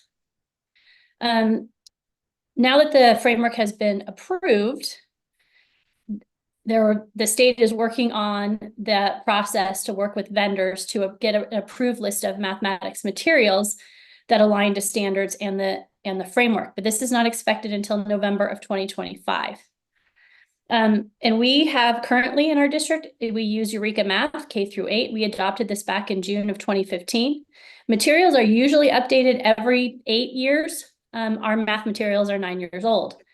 Our math placement assessments and criteria have not been adjusted really since 2021-22. We did implement a mathematics placement appeals process in 23-24. Some additional information: we are able to adopt new materials without an approved list as long as the majority of members on the committee are teachers. We did adopt new K-5 ELA materials without a list in 23-24. And doing a little research, we know that 13 districts in California have adopted new mathematics materials since 2020. And similar to what was done for language arts, Ed Reports does have a list of mathematics materials that have been rated for both alignment to standards and usability. And we could use this list as a starting point for an adoption process and compare it to the approved list from the Department of Education when it's released. So current programming, as I mentioned, K-5, we use Eureka Math, A Story of Units. It's from Great Minds Publishing. Middle school, again, Eureka Math.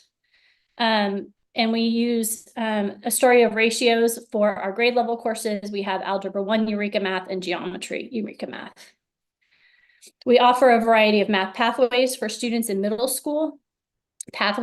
All pathways allow students to enter high school on a college preparatory or A to G track. And students are initially placed in a pathway based on data from District iReady and state assessments given in May. Then in August, when students retake iReady, they can adjust, the pathway can adjust. It can adjust for a student to accelerate, or the student could move to a course better suited to their abilities if needed. And like I mentioned, we do have that math appeals process that allows students and parents another opportunity to adjust students' pathways. These are our pathways. We have 2 pathways in 6th grade, and then we split to 3 pathways in 7th and 8th grade. Our 0.0 pathway is grade level material, and our 0.2 pathway is accelerated. Looking at our data, we know that our mathematics proficiency, just like language arts, varies across site. And proficiency in the district has been flat the last couple of years. Looking at student subgroups, we have big disparities and gaps between student subgroups in math. And we have disparities and gaps in math depending on the pathway that students are in. Our students in our 0.2 pathways do very well. So this is just a chart which shows a small breakdown of the student groups in each pathway. And then this shows a breakdown of the students from each feeder school at our middle school and what path, if they're in an advanced pathway, what % comes from each feeder school. So in summary, again, I said our iReady math results are flat. Math proficiency varies. We have large gaps in proficiency between student groups. Proficiency for students in advanced pathways is high. Not all of our students are accessing advanced math, and enrollment in advanced math varies by feeder school. So some things to consider.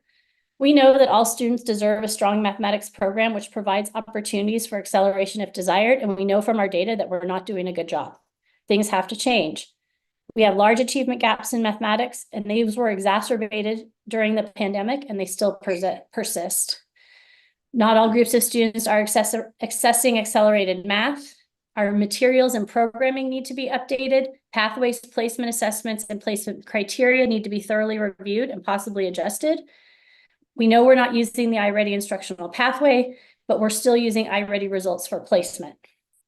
Elementary math lays a foundation for success in higher levels of math starting in middle school, but we just adopted a new ELA curriculum, and teachers need some time to learn that curriculum before they can take on another new curriculum. So our process, we're beginning the process this year to look at our programming pathways, placement, and curriculum. And we're estimating this process to take 2 years. And it could be lengthened or shortened depending on the adoption of approved list of materials by the California Department of Education. This year, we're really going to focus on researching and diving into the root causes of achievement gaps in math, looking at the inequities in enrollment and pathways in middle school and potential solutions to support our underrepresented student groups and all students. We want to look at placement and pathway options used by other districts. We did start this work last year, and we need to continue. And we need to spend a considerable amount of time seeking stakeholder input from students, staff, and parents related to mathematics curriculum, instruction, pathways, and placement. And we will be updating the Board of Trustees, and then we'll be seeking direction to guide our work next year. In year 2, we're going to convene a committee. The committee will be comprised of a majority of teachers, as well as interested parents and district staff. We'll communicate progress and seek stakeholder input as needed, and we'll look to review, pilot, and recommend new materials for adoption, and also potentially recommend changes to pathways, assessments, and criteria for placement. So tonight, I'm asking for some input from trustees on your thoughts about waiting for an approved list of materials from the CDE, and possibly and potentially delaying the adoption of new materials. And is there anything else we should consider as we begin this process? What am I missing? What needs to be included? And again, we'll be coming back to you more times, but this is just initial input. So we're going to begin our process pending input collected tonight, and then we'll communicate our progress regularly over the course of the process. With that, I'll open for questions. Thank you very much, Ms. Bauer. Questions from trustees? Trustee Blakely. Thank you. I recall some years ago when we finally adopted a new science curriculum that I think we were waiting like 8 or 10 years for the state to figure that out. I just don't understand why California takes so flipping long, and other states do this and do it at a, an appropriate pace. They have smart people reviewing it. I mean, there's a lot of other states that update their curriculum regularly, and I don't know if those might be models that we could look for, because it's hard to, I'd hate to spend a ton of money and then it's something that the state doesn't approve. On the other hand, if the state is going to dilly and dally for so long, I don't want to be sitting around waiting while our kids are losing out. And I'm just wondering if there are other things you mentioned, ed reports, and if there's other states or other resources, because I don't want to hold our kids back. Yeah, we as part of this year's process, we could definitely dive into what other states are doing. We've started to do a little bit of research to see. We know, I have some information on kind of what are the programs that most districts in California are using right now, including the 13 that just adopted. So I think that has to be part of our process this year. And it is frustrating, I understand, because we were supposed to do this a lot sooner. And it's difficult, and it's difficult, to hear and look at the achievement. It's not what we want. We need to make changes.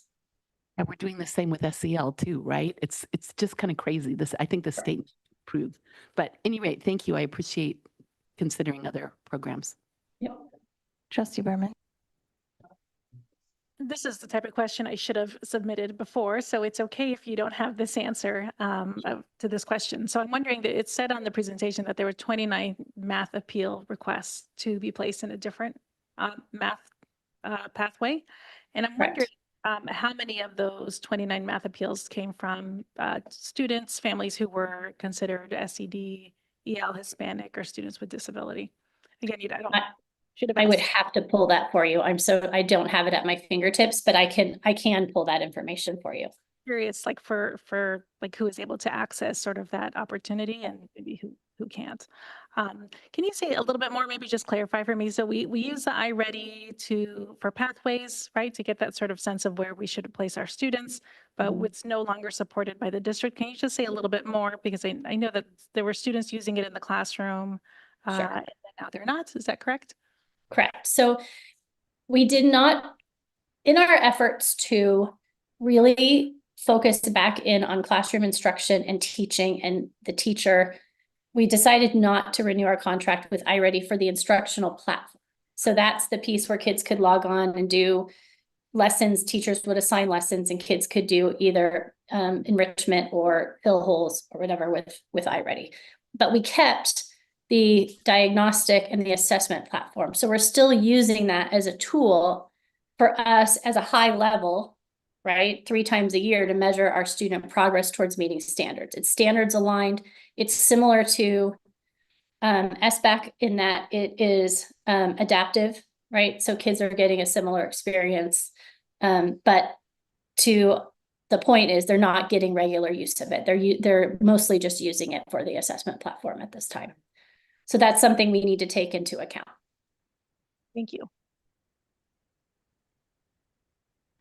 All right, we'll move on to public comment on this item. If you're a member of the public and you'd like to comment on this item, you can submit a yellow speaker card, raise your hand in Zoom, or press *9 on your phone.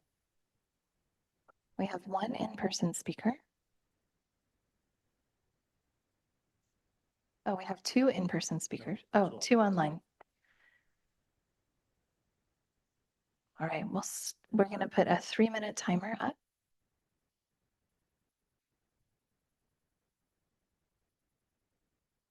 And we will start. Ms. Caslow, you may begin when you are ready. Thank you. I would definitely like to encourage that we move forward. Don't wait for the state. State takes too long with everything. But I was really interested in the talk about the assessment program. So Trustee Berman asked a really interesting question. I can tell you at least one of those was a student with disabilities. And in the process, there were 10 people in the room that she had to convince. It was a very overwhelming process for my family. We were ultimately successful because of the fact that her disability does not allow her to use iReady well. So iReady is not a good sole use for assessing students' potential for success. And so I really hope that coming up with a more flexible model that takes into account the needs of diverse range of students for that math placement be incorporated into any new math curriculum. Thank you. Thank you. We will move on to our online speakers. Bearcat Brent, you may unmute yourself when you are ready. You have 3 minutes. Yeah, just a quick question, actually. If the new state framework is adopted, how does that affect the middle school math pathways? And if a student is in, let's say, the 0.2 pathway, I believe right now, once they're done with 8th grade, they're prepared to start their freshman year of high school at Algebra 2. Are there going to be any changes to that, as far as the goal and how you separate the pathways? That's really my biggest question and concern. Thank you. And our final speaker is Itek Selik. You may unmute yourself when you're ready. Yes. For the question, what else should staff consider? I'd ask, how do you improve student math achievement? Focus on early literacy. Early literacy impacts middle school math achievement. I'll say it again. Early literacy impacts middle school math achievement. To quote, as data sets improved, studies provided deeper insights into direct relationships between reading and math. For instance, reading and math co-developed during the elementary school years, but reading ability was found to promote higher math achievement, not the reverse. The study of 355,000 students tracked development in children across the ages 5 through 12. The researchers concluded that acquiring good reading skills is highly relevant for developing mathematics skills.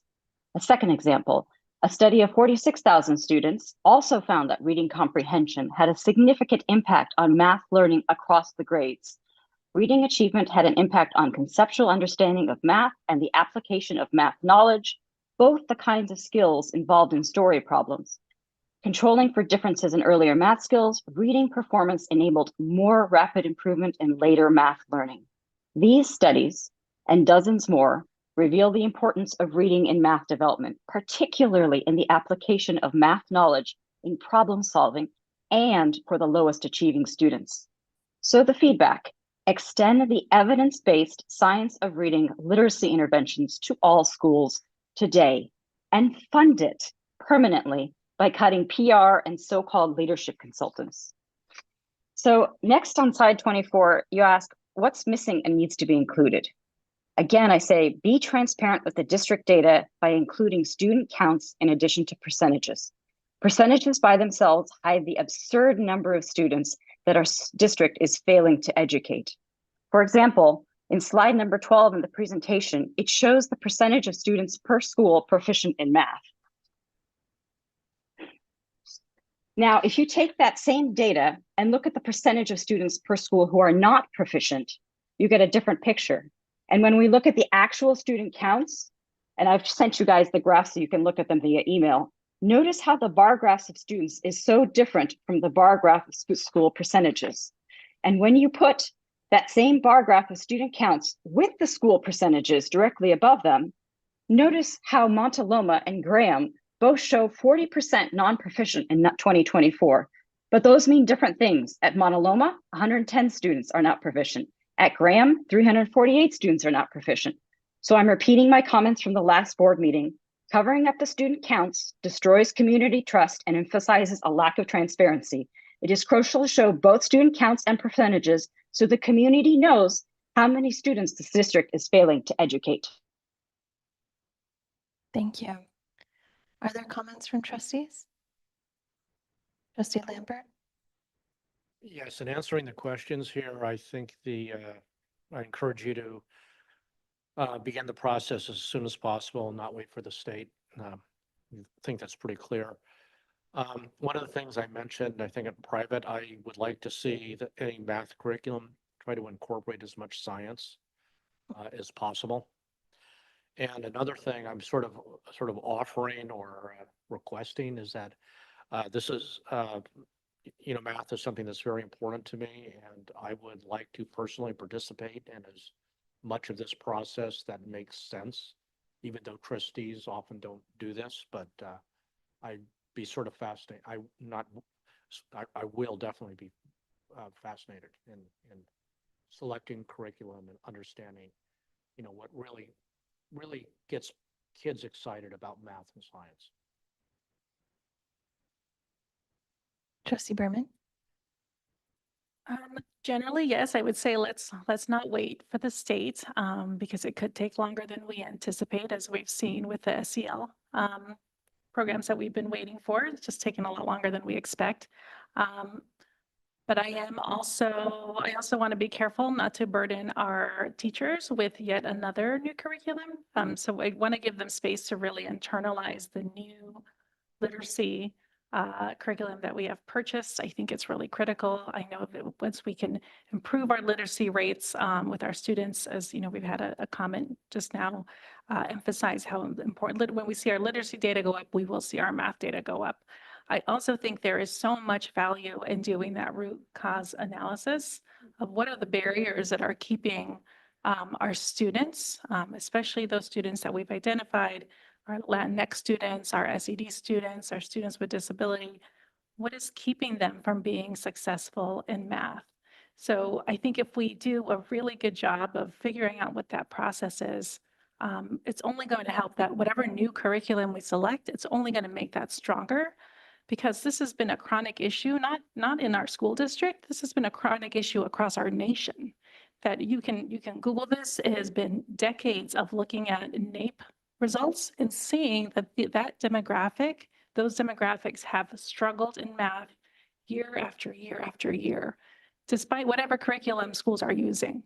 So it isn't necessarily about the curriculum. It's about the way it's about something else. So I think we need to spend time thinking about what our implementation looks like, what is our belief system, how we support families, how we bring in families, how we communicate. I think there's a lot for us to learn if we do that root cause and take a little time to analyze that and think about how we're going to apply what we've learned about how what our students truly need and what our families truly need, layer that onto whatever it is that we bring into our district. Trustee Blakely. I concur that we should be moving forward with the curriculum evaluation now and not wait. And I like what Trustee Berman said about root causes. I certainly have seen, it's more anecdotal, isolated incidents, but places where, I don't know if it's low expectations, but I've had certain family members, I think this came up a couple of years ago, people that I know saying my son really wanted to be in this other, 7.2 or whatever it was, 7.1. And, why didn't they put him there? They wouldn't let him. And just possibly, so I think it's good to get rid of low expectations, but also to look at the causes, but perhaps some parent education also, a little bit more parent education, because there's some about what to expect about the math and how to advocate for their students, because there's some parents that are like, they've got to be in the 0.2, they've got to be in 0.2, and they don't really realize that 0.1 is really good, or sometimes 0.0. I know when my kids were going to high school, there was some intro night for incoming freshmen, but it was like in the spring of their 8th grade year. And we went and talked to a couple of the teachers at Mountain View High, and they said a lot of kids actually get the fundamental concepts better if they learn it when they're a little bit older. Their brains are a little more developed. And so I do think just educating parents about what to expect, that taking the most advanced thing, if the kid's going to struggle and not really understand it, might not be the best path. So just trying to help them figure out what's right for their kid and to advocate for that. Thank you. Thank you. Well, I say all haste forward. There is so much urgency in making sure that our children are proficient in math as well as literacy. And I agree, we hit 3rd grade, and instead of learning to read, we're reading to learn. And so, yes, it does.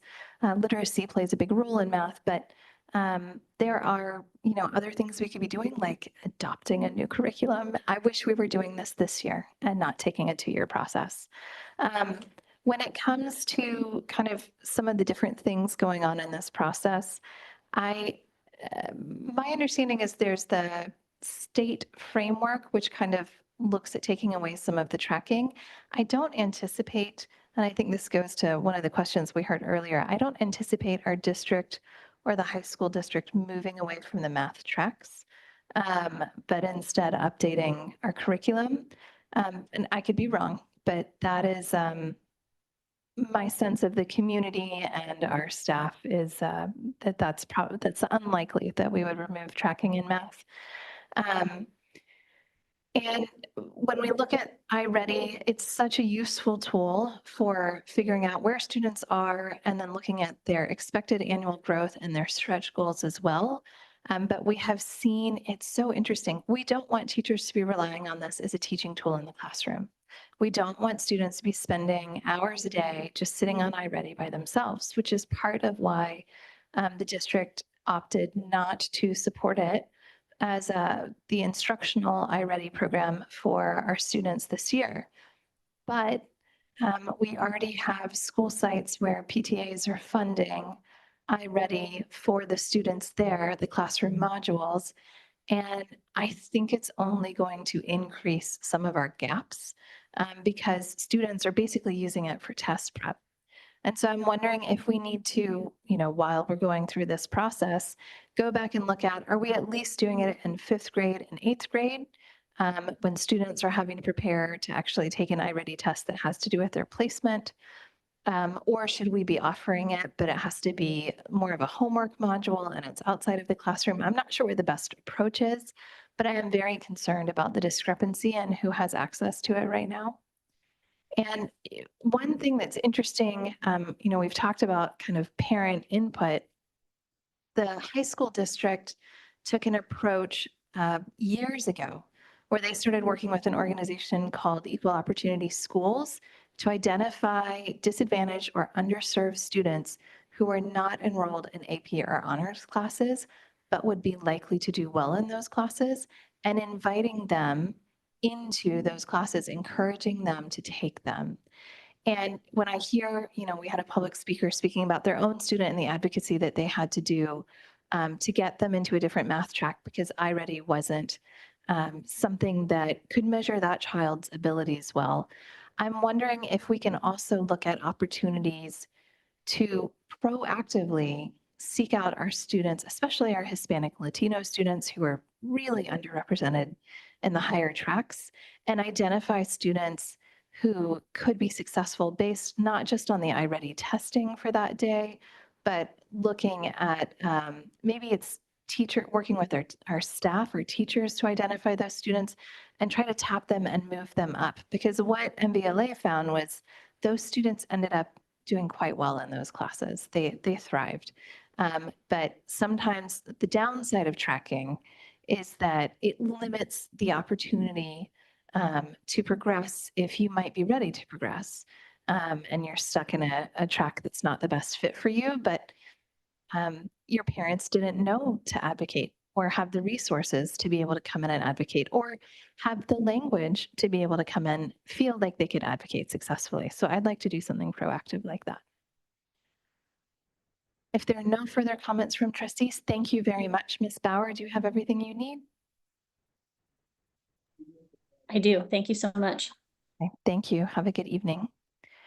We will move on to our next item. This is item C, the Budget Advisory Committee process status update. And we'll hear from Superintendent Dr. Rudolph.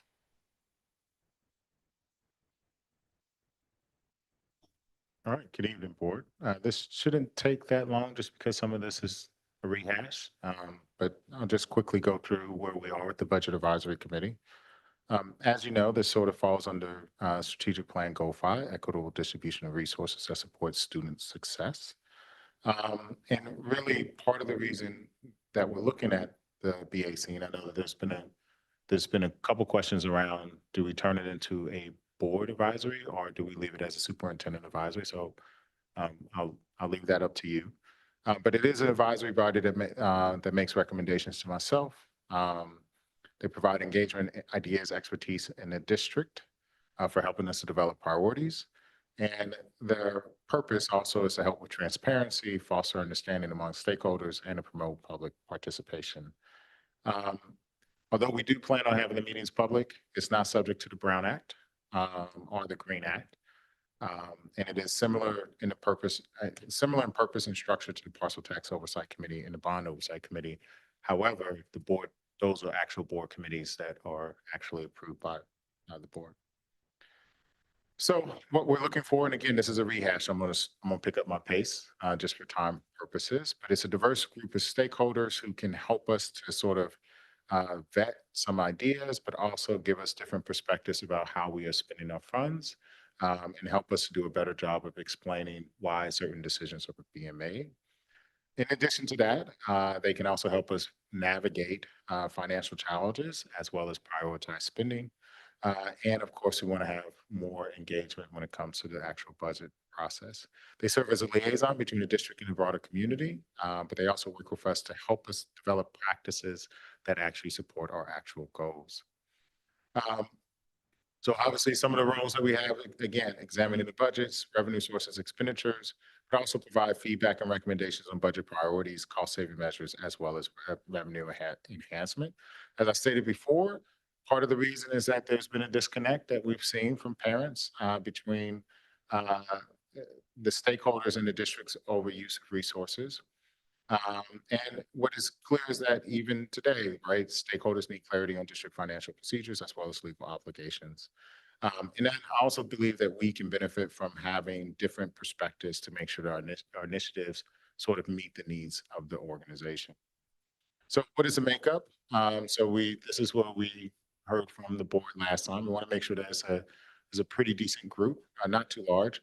But we also, when we talk about representative stakeholders, we also want to make sure that we're hearing from principals, unions, parents, guardians, community members, board members, who can sort of help. And then myself, Dr. Westover, as well as Director Pongo, serve as sort of the staff that bring in presentations to this body of group.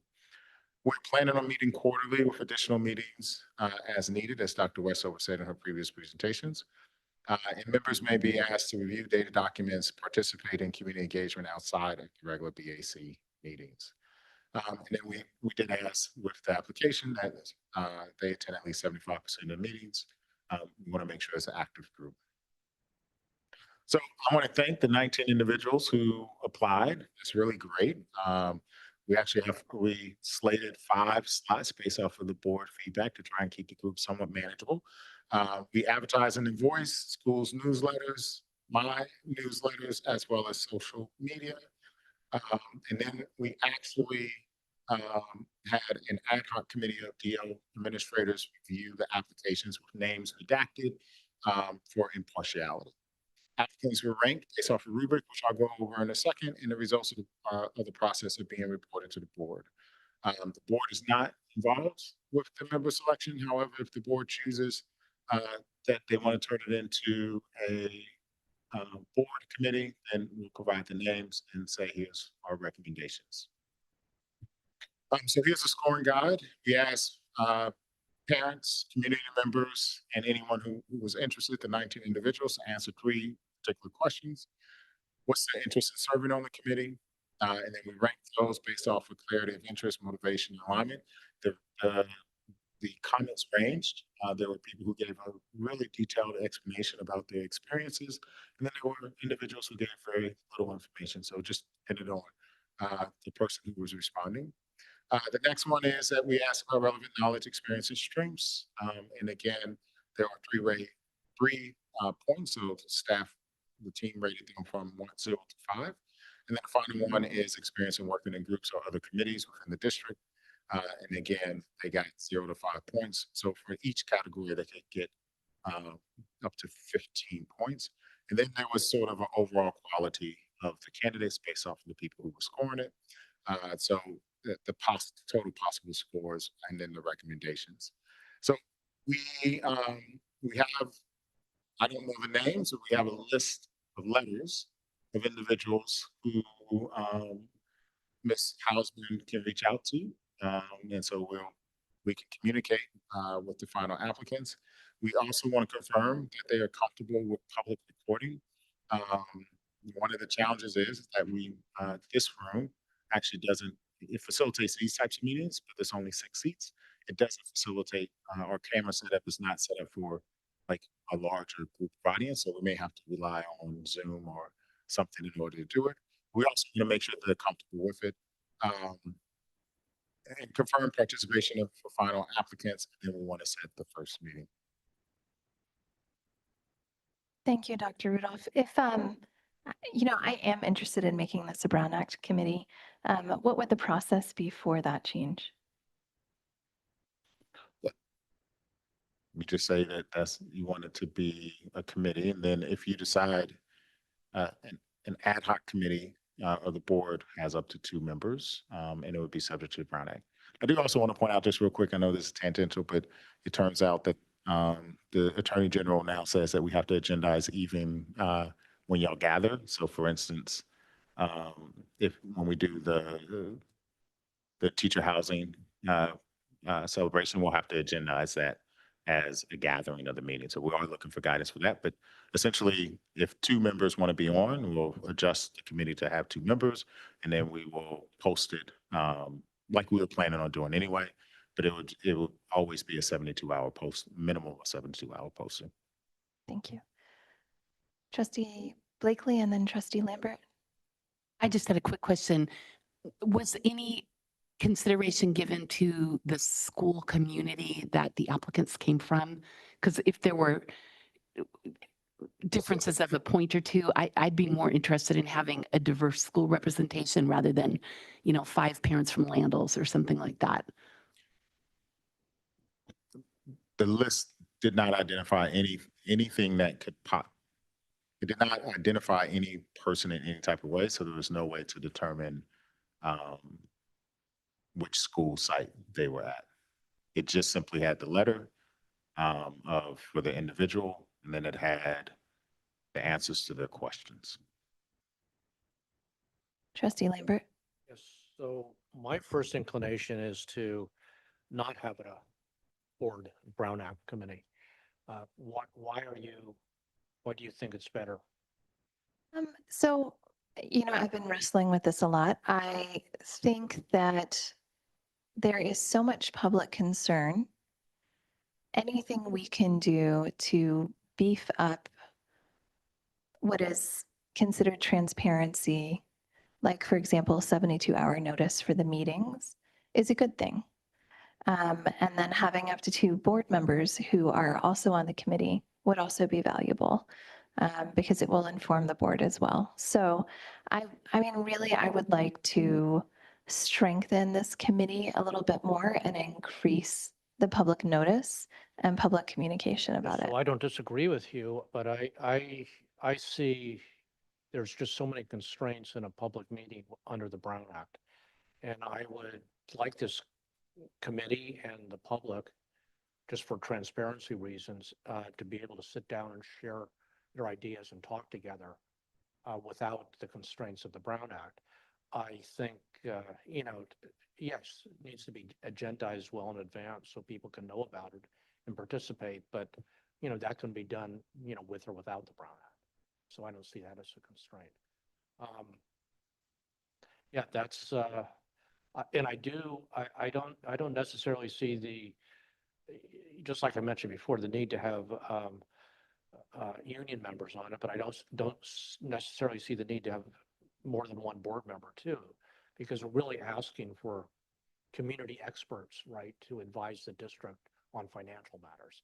It's really to make up some of our deficiencies, right, in terms of financial planning and budgeting. So yeah, that's why I would like to see it as a superintendent's meeting. I know there's also some downsides with that, but in other words, there's concerns about the superintendent controlling, who's on the committee and the agenda and everything else. But I think that I'm less concerned about that than I am about the constraints of a Brown Act meeting. Other trustees? Is this time for comments or questions?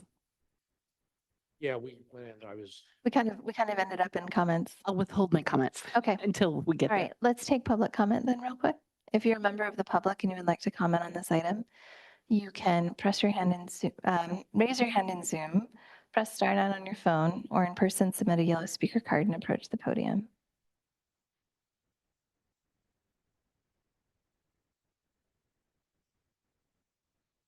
We have 1 speaker online and 1 in person. We'll put a 3-minute timer up on the board. And we'll begin with our in-person speaker. You may begin when you are ready. Hello. I already know that board meetings are very long, but at the beginning of each board meeting, there is a time set aside for comments from district committees. And there's almost never anyone talking during that time. So I would ask for this, I think, very important committee. Can someone on the committee be appointed to give a brief update whenever there is a meeting? I think the meetings are quarterly. So whenever that meeting is at the next board meeting, brief can be 1 minute, or that the minutes of the meeting be easily linked into the regular, the school board agenda so that the public can easily find what happened in these committees without going looking for it. I think that would actually be good to do for all district committees, that there be a brief update or an easy way for the public to assess what are these committees doing. Thank you. Thank you. All right, we have one more speaker online. We have a second speaker who's joined us online. We will still be under the 10 minutes, so we'll take the 2 speakers, but I am taking a screenshot and we're cutting off the opportunity to raise hands because we've already allocated 3 minutes per speaker. Our next speaker will be Nyong. You may unmute yourself when you're ready. Thank you, Trustee Colleen. Thank you for saying my name very nicely. I just want to comment that I do concur with Trustee Lambert that say I don't think this committee needs to be a Brown Act because there's so much more limitation for being a Brown Act committee. Like being on a site council myself, I'm glad it's like followed the Green Act instead of a Brown Act because isn't there a limitation of like certain individual? Well, I feel like I know like for board trustee, like you cannot have more than 2 people in one meeting. And so there's just more restrictions to it. And I don't think there's a need for that because the whole purpose of this is create community engagement, transparency. And I think the Brown Act will make it harder. So thank you. Thank you. Our next speaker is Kiem Chu. You may unmute yourself when you're ready. You have 3 minutes to address the board. Yes, hi. Yeah, thanks for giving me the chance to speak here. And thanks, Dr. Rudolph, for your presentation about the committee. I think the committee may be a step in the right direction, but I'm not sure, can it really address the pain points that parents have? I don't see how a committee that meets quarterly can prevent those expensive medication contracts from being handed out. So I think if you really want to, potentially regain the trust of parents, I have a few additional recommendations. So in 2019, the board delegated authority to award contracts to the superintendent for contracts over $114,500. I call on the board to revoke that authority to help prevent controversial, expensive contracts in the future. I also call on the board to immediately terminate all outstanding contentious contracts, such as the Woodbury PR contract. I think doing these things can really only have upsides for everybody, for parents, for students, for your careers as well, superintendent and the board. I also have a question. So recently revealed information shows that Dr. Rudolph traveled to DC in March of this year to meet with Representative Eshu and several other politicians. These meetings were arranged by Woodbury, the PR firm. So my question to Dr. Rudolph is, can you help us understand how those meetings benefited our students? So finally, I want to say I appreciate that, all these issues must have been very distracting over the past few months, distracting you guys from the actual work that the district should be doing for students. So I think we really, let's just put our heads down and clean house once and for all as soon as possible so we can get back to real business. Thank you. Are there comments from trustees? Trustee Berman and then Trustee Blakely. I understand the interest in making this a Brown Act group, but I think I'd like to see this group begin or this committee not be a Brown Act group, just to not set that level of restriction on our community members at this point. I know that we have new board members coming in. I'd love to see this committee start out this way.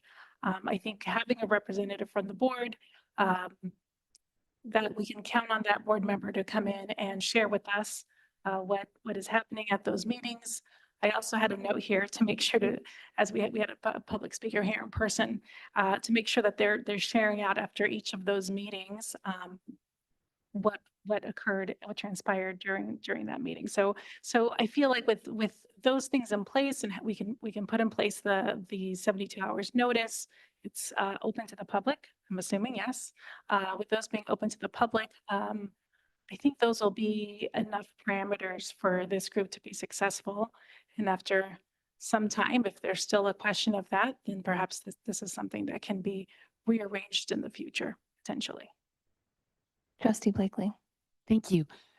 My first comment would be in the future, like for future rounds, and I don't know if people would carry over from year to year, but I would like there to be some question about, do you have a school affiliation? And if so, which schools? Because I do think it would be helpful to get representation from, the whole community. Hopefully that'll happen naturally.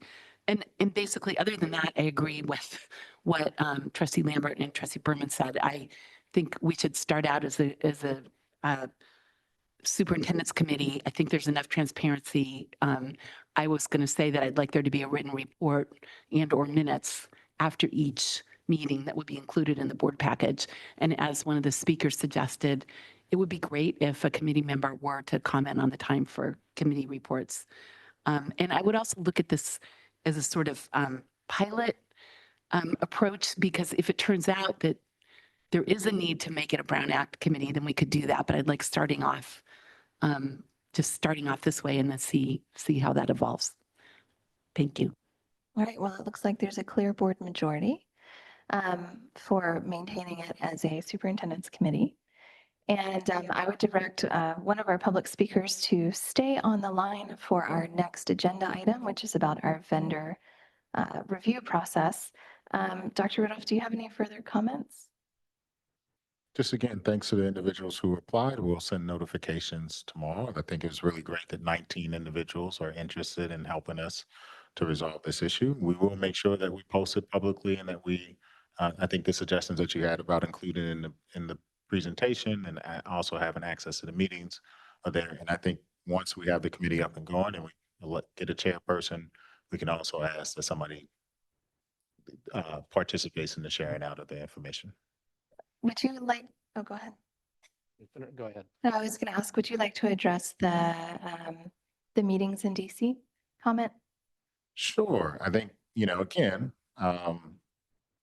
this is what happens when we assume stuff. So it just so happened that I had two conferences, one for Digital Promise in New York, and then right after that, I had another one for the Association for Supervision, Curriculum and Development in DC. And while I was there, I suggested that I'm here and it's possible that I can meet with federal representatives to talk about two very important issues. The first one is our CBRS network, which is MVWSD Connect, which is our way of connecting every single kid to the internet. And there's FCC regulations, so this is outside of our control. But there's also federal funding to help make these types of things happen. And, the Senator of California, as well as the representatives, all have some type of role in that. And the second part of that is that we also talked about teacher housing. Recently, Representative Eshoo was able to acquire $1.4 million for affordable housing complex right here in Mountain View that the city has used. And so our goal, similar to when we do this with state representatives, is to reach out to them to express our needs so that we can defray our costs, because I do think retaining teachers does apply to our students. So both of those issues, yes, I was in DC. I was already scheduled to be there. It didn't cost, no one paid for it. There was nothing else with that. I just stepped out of a conference. I walked over, met with them, debriefed, and moved on from there. Trustee Lambert? Yeah, just another comment I'd like to make going back to the Budget Advisory Committee is some of these slides indicated that, one of the reasons for forming this committee was addressing sort of questions that have come up among the community members. To me, one of the biggest reasons of doing this is that I think, as I've mentioned, probably most of you, that when I was on the board in 2016, our budget was $40 million. Only 8 years later, we are a $120 million district. We were just coming into basic aid 28 years ago. Now we're well above it. And we were small. what we probably haven't done as well as we could have was adjust our processes to be the district we have become now. And I look for this, since we have to do it, we might as well get some good input from a lot of knowledgeable people in our community to help us out with this. So that's what I see the real need we're addressing here. You know, we've grown up. I absolutely agree, Trustee Lambert. I think any opportunity to kind of kick the wheels and look at our processes and make sure we're doing the best that we can to center students and our spending is time and effort and energy well spent. And I want to say thank you to everyone who applied for this committee, especially the 19 parents. This has been a volatile topic, and so it takes some courage and bravery to step up and want to participate in this way as well. And so we really are thankful for that community participation. And I encourage people, even if you are not on the committee, the meetings will be public, so you can attend and you can learn about the different conversations that's going on. All right, we will move on to item D, which is somewhat related, our vendor approval process. Trustees, it's 9:40. Do we want to make a motion to extend the meeting? We have 2 items left. I move that we extend the meeting till 10:30. Is that enough time?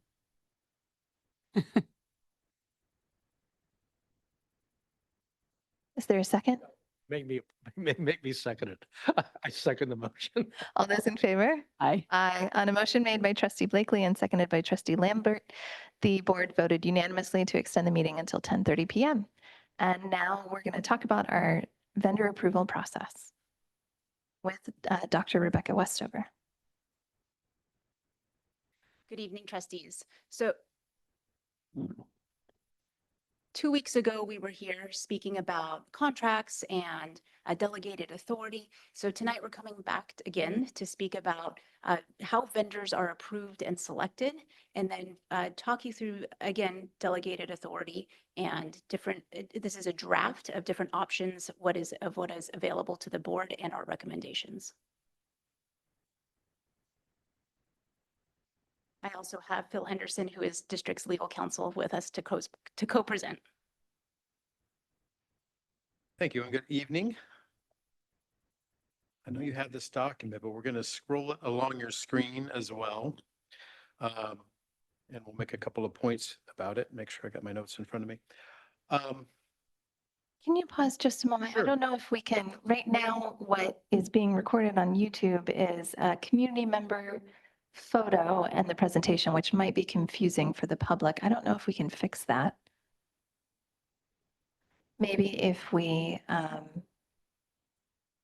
pin or spotlight the square of the district boardroom in Zoom. On my screen, I see the I don't see. Oh, it's just on our board up here? There we go. Now let's try this. Perfect. All right. Thank you very much. Okay. Cool. Just make sure I don't bring that back. Oh, I just want to make sure. Oh, yeah, that's right. Sorry. I was thinking it was a touch screen for a second. I should know better.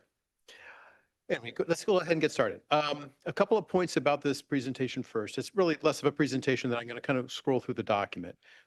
It's about 10 pages long. We're not going to pause in every line at every 10 pages. So broadly speaking, these are proposed processes and procedures. I think district staff's probably doing 80% of this already. But as Dr. Westover had mentioned, there was discussion a couple of weeks ago regarding contracts and approval of the contracts. So we put together this procedural process, if you will, for that. We worked with staff and pulled together information. This is not a 80-page purchasing document for a district with 50,000 kids. This is a document for a district of this size, a little less than 5,000 students, to manage the procurement of things. And when I say things, I mean multiple things. Services, construction services, and then things, items, materials, equipment, and supplies. Those are the 3 broad categories I'm going to scroll through here this evening. What you'll see on the left. Okay, well, I'll use the trackpad. Okay. Oh, there we go. Yes, I got to remember how to use an Apple. On the left is the bid limit and the type of contract we're talking about. I'll get to it. I promise I will. The middle is the process and procedures. And on the right-hand side, we have the statutory citations. I will not read a bunch of statutes tonight. I'm going to kind of scroll through it. First, I want to talk about the services. Generally speaking, professional services and special services have no statutory obligation to do a step to procure it. What we're proposing in this procedure is, even though there is no statutory requirement or a bid limit, that we set the limit at $60,000. Where at that level, staff does not have to take a particular step. There's no bidding, there's no procurement. They could do some due diligence, et cetera. Take reasonable steps to seek prices, review and evaluate the websites, and select a qualified vendor that provides the best value. And that would be that limit. I've bracketed 75,000, and there's a reason I've done that, and I'll bring it up in a few minutes, because we're trying to have the limits for district staff be in sync with one another. Meaning I don't want to have a 10,000 here, or 20,000 here, or 60,000 here, or $75,000 here.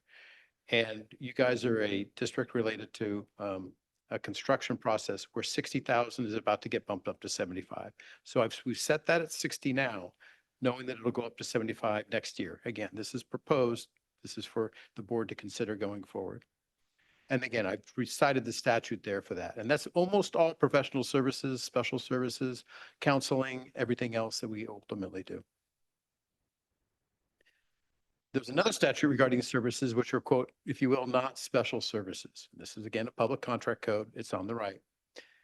We want to have, if it's less than $114,000, the district, again, is under no statutory obligation to go out to formal bid. You could just pick a contractor and select them. What we're again proposing is no. If it exceeds $60,000, go through these steps. Go through the steps of findings, seek prices, review and evaluate the proposals, and select the most qualified vendor for that. There's other citations off to the right. Again, those are the statutory provisions, which I promise I'm not going to read to you tonight. I'm just going to go through the process. So those are the two main ones, if you will, related to services, if you will. When you get over that $114,500, that's bid limit right now this year, you must formally bid for those services. Again, not the special services and the professional, but anything that wouldn't be considered special. Copying services, probably security guards, things like that aren't considered really professional services, but there's services you would have to go out and bid. If it's above 114,500, you statutorily must go out and formally bid it, and that doesn't change. We've got a couple other services here that are somewhat special. I will not spend a lot of time. Waste services has its own statute. Again, I wanted to make sure staff has this so they know that going forward, but we don't necessarily have to walk through that tonight. There's a specific provision for architect services, construction managers, inspectors, construction-related services. Whole different statute, and there's an RFQP process that goes with that. At the end of this walk through the table here, I'm going to quickly go through what a formal bidding means, what informal bidding means, what RFP means, but we'll get to that in about 5 minutes. But that's what would be required for those kind of services. Again, separate statute requires that. Okay, shifting to construction. So everything we talked about above was any other kind of service, from counseling to, like I said, copying services and everything in the middle. For construction, you are what we call a CUPCA district, California Uniform Public Construction Cost Accounting Act. That means that you have specific bid limits for your construction. These are the ones that are going to go up on January 1st. So the legislature just passed a bill last Friday. They're going to go from $60,000 to up to $75,000. That's the reason why I was suggesting earlier, same number, keep staff on the same level of trying to figure out what has to be formally bid or when to trigger the process. So for construction agreements, smaller projects that don't require up to $60,000. Again, you're not statutorily required to do anything. You could just go out and sign a contract with somebody to come and do, replace a fence or something like that. We're suggesting that even if it's under $60,000, again, seek prices from multiple vendors, review and evaluate those, and bring the lowest priced option to the board for approval. Between 60 and 200,000. Again, bracketed numbers in there. It's about to go up to 75,000 and 220,000. But between 60 and 200,000, we do what we call an informal bidding process. I'll explain that a little bit more at the end, but it is a process that has to be followed for all the construction that follows in the middle of those. And then anything above 200,000, again, January, it'll be 220. That has to be formally bid. That's construction work has to be formally bid. Again, we'll talk in a moment about what those formal steps are and informal steps are. There are some other provisions that kick in for construction that are different options. One of them is if the district staff wants to do it, there's a specific provision related to that. That means your employees doing the work. Doesn't happen a lot. There's energy efficiency contracts. Again, I won't dive into it too deeply, but you had a solar contract about 6 ago. That was under the energy efficiency statute. That has its own requirements. Lease-back construction. You actually do a chunk of lease-back construction. That's not formally bid, but it's a very precise RFQ process. Again, I'm not going to dive into it, but that's you must still advertise. We still evaluate price and everything else. There's also 2 different design build statutes with the district could use. Again, having to do with construction. It's a detailed RFQ process. I'm not going to dive into it, but those are the processes. So wanted to walk through those. We don't have to spend a lot of time on construction. I know we're focusing a lot more on the services and then buying the things. Let's quickly talk. And yes, you have an emergency provision. I'm going to keep scrolling now. I don't have to talk about the emergencies right now. Buying things. When I say things, I mean equipment, materials, supplies, items. No, not services, but buying particular, again, equipment, materials, and supplies. Bound by the same statute, the bid limit's 114,500. Again, what we're recommending is if it's 60,000, which is going to bump up to 75,000, go get some proposals, evaluate the proposals, bring them back to the board for the lowest price when you're buying, again, things. If it's over 114,500, you have to do a formal bid process. Yes, even if you're buying things and it's over 114,500, you must go through a formal bid process. Unless there's one of these exceptions, which I'll scroll through here somewhat quickly. A lot of school districts, including Mountain View Westman, buys all kinds of products, everything from toilet paper to pencils to papers, everything else, through oftentimes different means. One is called piggyback contracts. You piggyback on another public entity's contract, so you don't have to go out and bid your own pencils, if you will. Another is a leverage procurement agreements. Those are state agreements administered by the Department of General Services in the state of California. And they have literally hundreds of different contracts, different entities selling different things that were bid out at one point, and then you can rely on those prices and do it.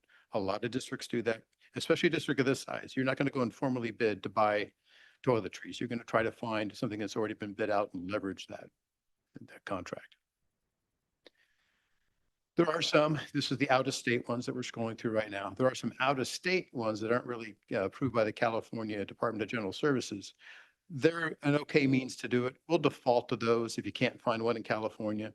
There's not as many of them, but again, it's here as an option for California school districts. Buying computers and software, there's a specific statute that allows you to use the RFQ process as opposed to formally bidding for software, computers. And microwave equipment, yes, it was written quite a few years ago when they thought microwave equipment was something everybody was going to be buying. Couple other exceptions when you're buying things, educational materials, all your textbooks, audiovisual, everything that you're providing for the curriculum, again, doesn't have a monetary limit. We're not putting one in here. We are suggesting that the district always goes out and evaluates seeking prices, review and evaluate the vendors, and you have a specific board policy in AR related to the evaluation. So we've made sure that was part of this process as well. So whoever's in the purchasing department knows, yeah, I'm going to go through and get different, vendors to provide particular textbooks, but it has to come to you for the approval pursuant to that board policy. Food, perishables, specific statute. We don't want the lowest price. We want things that aren't rotted. So there's a specific statute related to buying food for school districts. So the kitchen, I think at Crittenden, probably relies on a lot of this and buying their materials. Finally, transportation has its own bid process, and it's written by somebody who is crazy. He says you have to go out for a formal bid and then you can give it to anybody you want. I don't know why it was written that way. I did not write it. It was written 50 years ago, but it's a specific provision related to transportation. I'm about to step into the processes. I mean, if you have questions now, we can I can answer those. I could probably walk through these three in a couple minutes and then maybe take your questions if you'd like.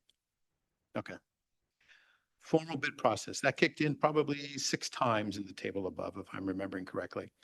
Again, I won't read everything here. The bottom line is when you're formally bidding, you have to put an ad in the paper. There's requirements for the ad.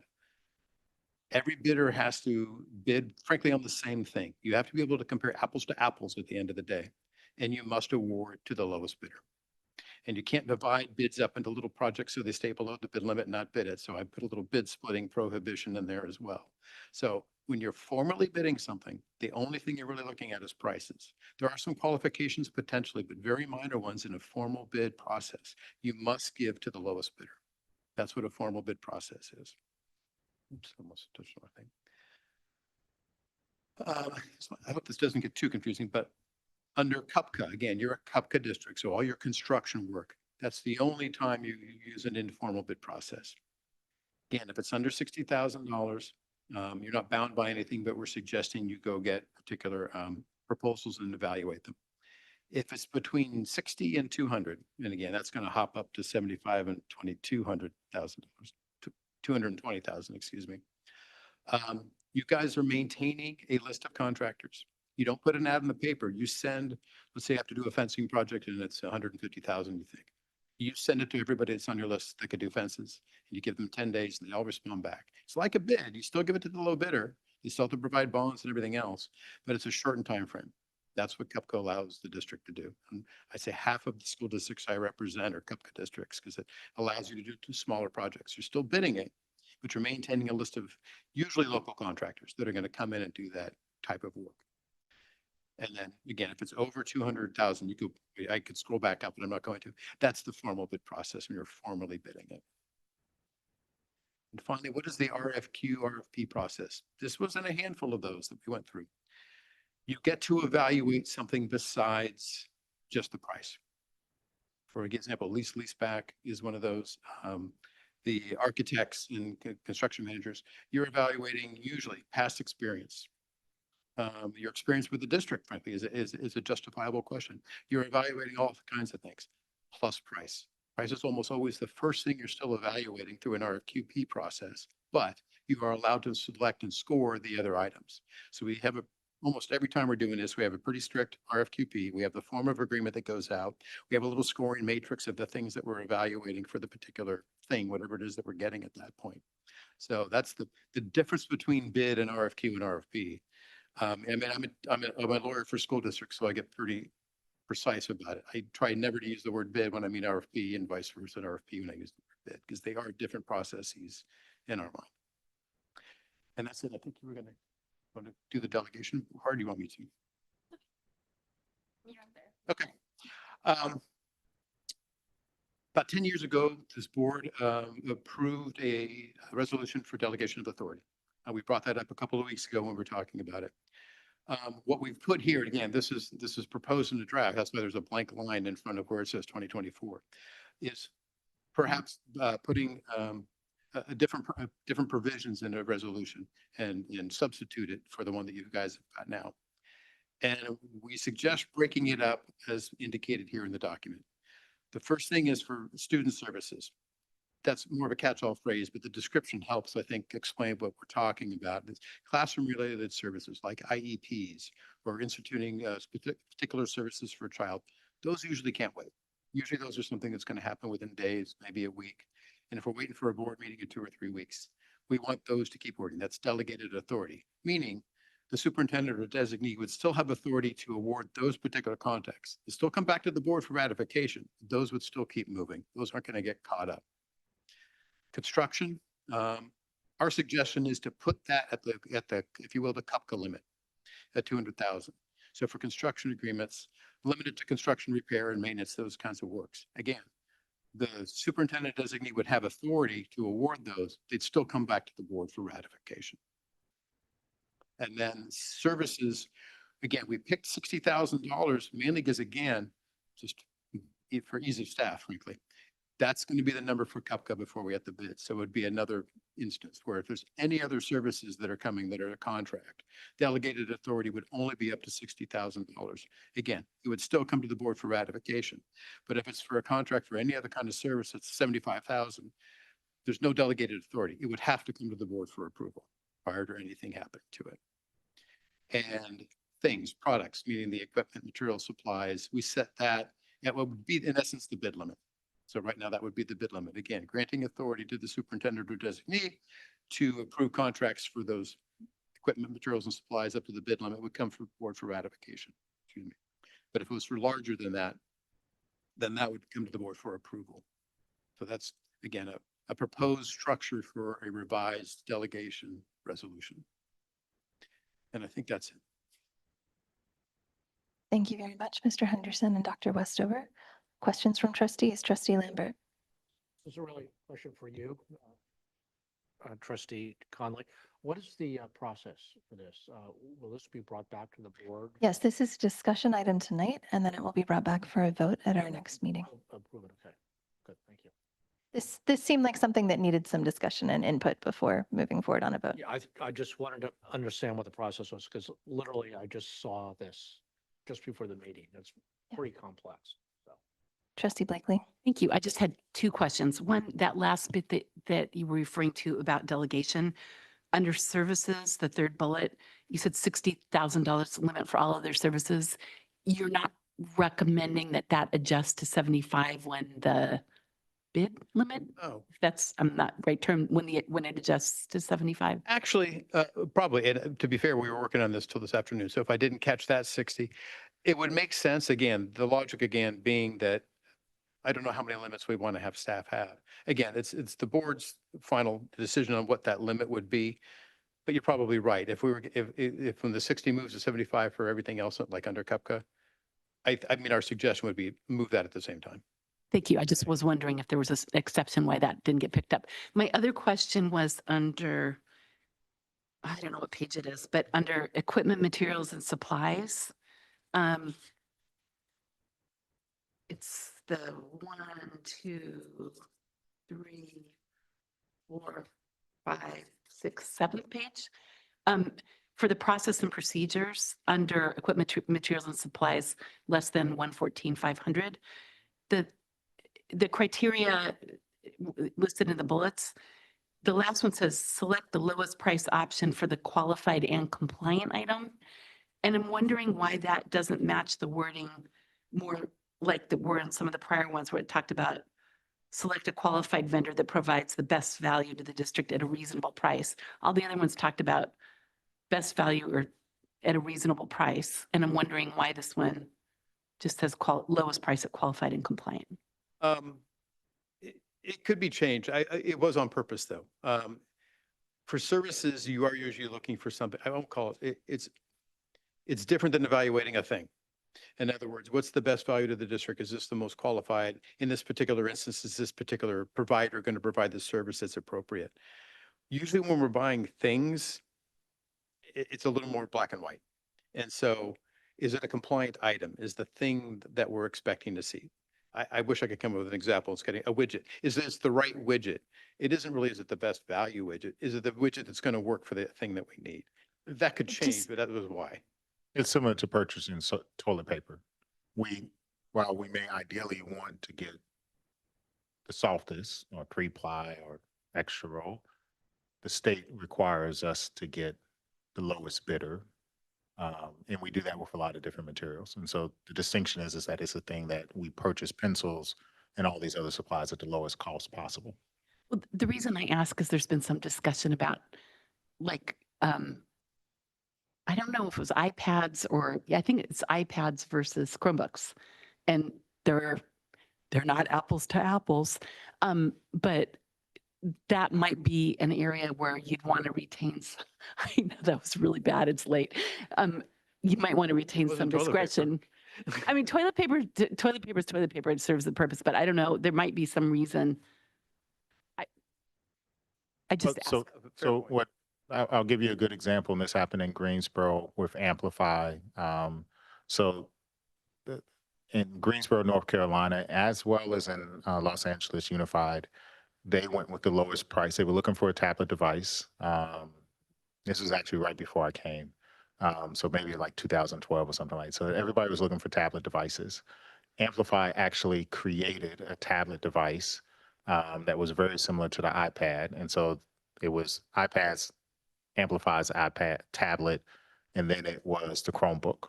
And each one had their various ones. But the Amplify and I'm not saying it's a disparage from, because we can look this up, but Amplify won out the contract because it was the lowest price. Those devices actually caught fire in the middle of the night. And it became this big issue to where all the devices that Los Angeles Unified as well as Greensboro purchased. And so in this instance, that's where going with the lowest price could actually have an impact. And that's why I think we have, in this instance, we would have to be very specific about the type of device that we're looking for, and then do our due diligence to make sure that things like that don't happen. I would just argue that we might want to consider best value at a reasonable price, because it's got to be reasonable. So if one was $50,000 and one was 500, it's not going to be reasonable. But I just bring that up. Thank you. But I think in this instance, this is where, as they pointed out, that we would seek cost comparisons, and then we would present those cost comparisons as well as an analysis based off of the rubric as to why this vendor was chosen, so that individuals can see, and then ultimately the board, this board or the next board, will have the ability to say yes or no. So I was in, I see your light on, Trustee Lambert. I'm going to ask a question first and then I'll kick it back to you. I was in Sacramento this past weekend for the California School Boards Association's Board of Directors meeting, which gave me a great opportunity to ask people from all over the state about how their districts handle this. And the Ventura Unified School District, which has 14,500 students, for their services contracting, they have a cumulative $25,000 limit, after which it has to go through a process and it has to be ratified by the board. And I'm curious if you, Mr. Henderson, in your experience, have encountered other districts that have smaller limits like that. I'm interested in that because, for example, the Blue Violet Energy contract was $26,000. So if we set it $60,000, that's not solving the problem we're trying to solve.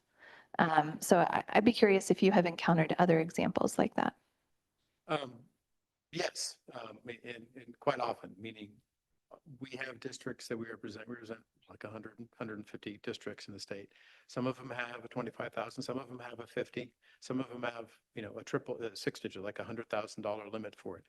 It really does depend on the district. It does depend a bit on the size of the district as well. Ventura is a little bit bigger than you. 25 actually strikes me as a little bit low for a district that's 15. If a district's there's not a lot of districts, but there's districts that are 20 to 25,000 students. Those are one. There's probably a very long manual that's related to that. And they'll oftentimes break up the limits based on what it is differently. We're trying to make it a little bit more uniform, not have too many different numbers. Because I have worked with districts before that they have a $25,000 limit, but then they're trying to remember what the CUPCA limit is, and they know that the bid limit for everything else changes every year, so they're trying to track it. Some of this might just be ease, but if there's not a comfort level at 60, then you would not be alone on dropping it down. But then, obviously some of those contracts would take a little longer to get done because they wouldn't get rolled until the board gets to approve them. Thank you. That's very helpful. I think if we look at the amount of time and energy that has gone into addressing this issue and compare it to the time and energy that might go into addressing a smaller limit, I think it's probably advantageous to have a smaller limit. Trustee Lambert.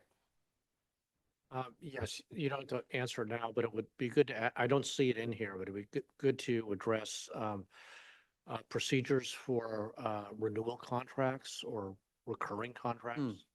Like amendments or okay. Well, you hire a service, like a attorney, right? And it's going to typically goes year to year, and it rolls over. And anyway, I think there's a number of things. Rebecca probably has many. Dr. Westover probably has many examples that she can. Point taken. Yeah, I think it actually could be a good add to this. We could add a provision near the end. Yeah. Would the cumulative limit address that, or I don't know? Okay. Well, I would address that in it. Yeah, because again, the idea is the numbers aren't annual numbers. Some people think they're annual numbers. They're actually contractual numbers. So if you're under an annual contract, the board would have to act to, again, if it's not an automatic renewal, which gives me heartburn, but if it's a renewal that has to happen, then oftentimes the board has to do it if it's exceeding the authority that second year. So anyway, we will address.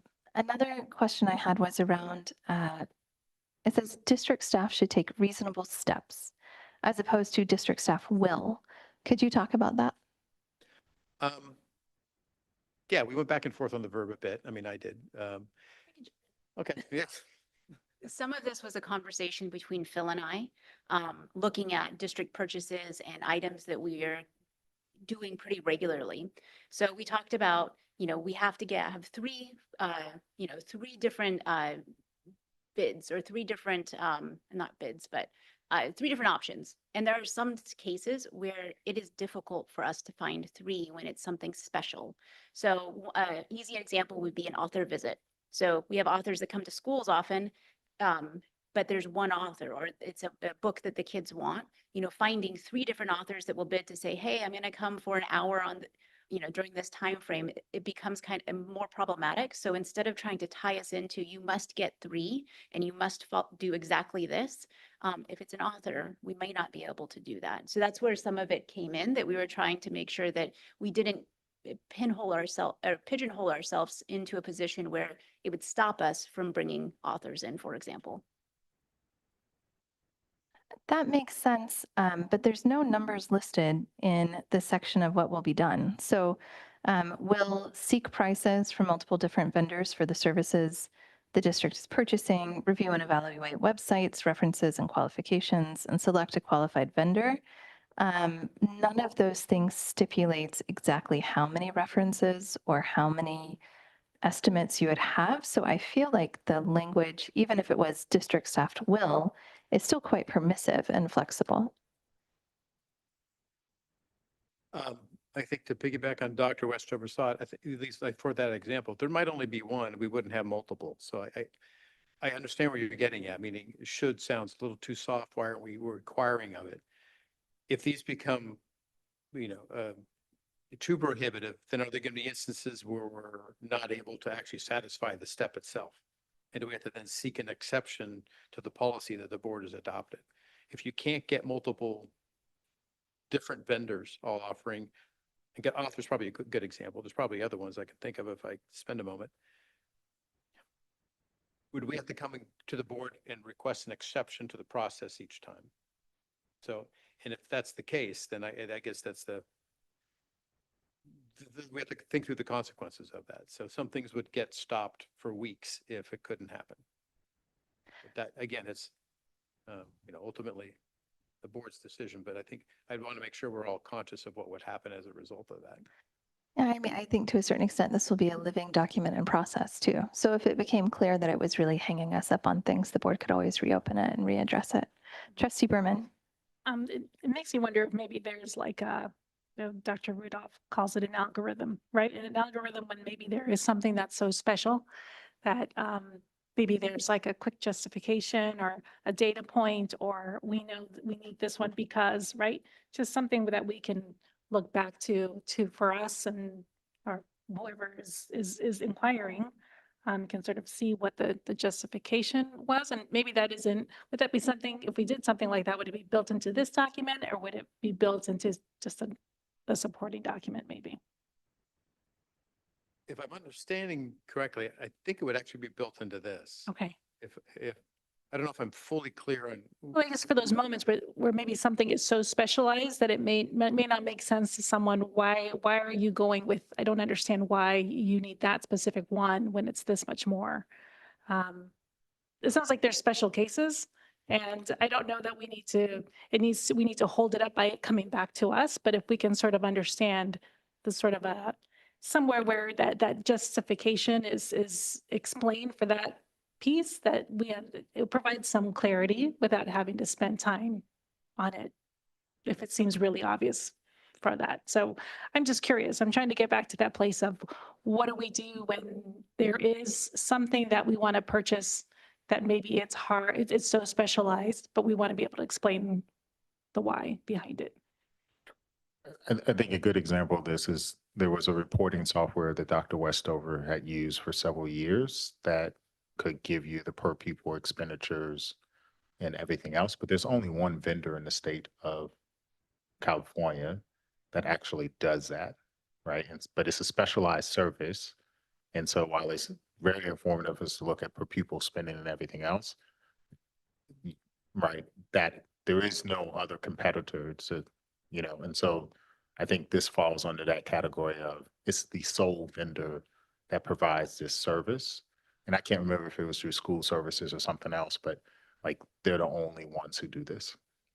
And the same would be like we've had school services come in and do compensation studies for us that actually exceed this amount. But school services is also the only vendor that can actually do this work because they have access to others, while we do use Hanover to do a more qualitative evaluation. Hanover is reliant on either the information that's on somebody's website or whether or not somebody responds, or if they have to do a CPRA, where school services can pull this information directly from them. But the cost for Hanover versus the cost for school services are totally different to do that service. That makes me wonder if we could have like a vendor pool list, though, of vendors who are unique for some reason and who the district has been regularly using, that maybe there's a pool so we know that their websites have been checked, their references have been checked, their, what have you, even if there isn't a strict comparable, that there is a qualifying process to be part of that vendor pool, and then they don't have to continuously be reviewed in the same way because there aren't comparables. I think I like the idea because then it creates a list of vendors that we would feel safe with. I think that would be very difficult in practice because there would be, but maybe as an alternative, maybe I wonder if there's like a justification, like when something comes, if it didn't fit into this process for some reason, like there's a 1 or 2 sentence so the board can see, hey, this was a sole source provider and it's an explanation. Would something like that possibly? I don't know. I mean, the Cambrian, that sounds like what Trustee Berman's asking for, actually. The Cambrian School District, for example, uses a third-party organization to do their vendor review process and keeps that third party, keeps a master list of vendors for the district. And so when the district needs to go through purchasing or looking for services or whatever, they go to that vendor master list and pull from there. So they've basically outsourced, because they're a very small district, so they basically have hired someone to do this process for them. Okay. That would make me nervous not knowing who the third party was, but maybe that works for them. I have a thought. There is actually a specific statute that talks about, at least for a procurement step, we don't have to go through a procurement step if it's a necessary item only available from one source. We could add something similar to that, pointing to it like it's up on the screen, on the services part of the table. I think that's kind of getting at what your Trustee Berman's talking about, meaning, but when it comes to the board, we'd have to explain, we weren't able to find 2 or 3 multiple vendors. There was only one, and here's why. And it would have to be part of the approval process. And we can make that actually probably, again, I'm pointing to it like you can see it, in the table on the services.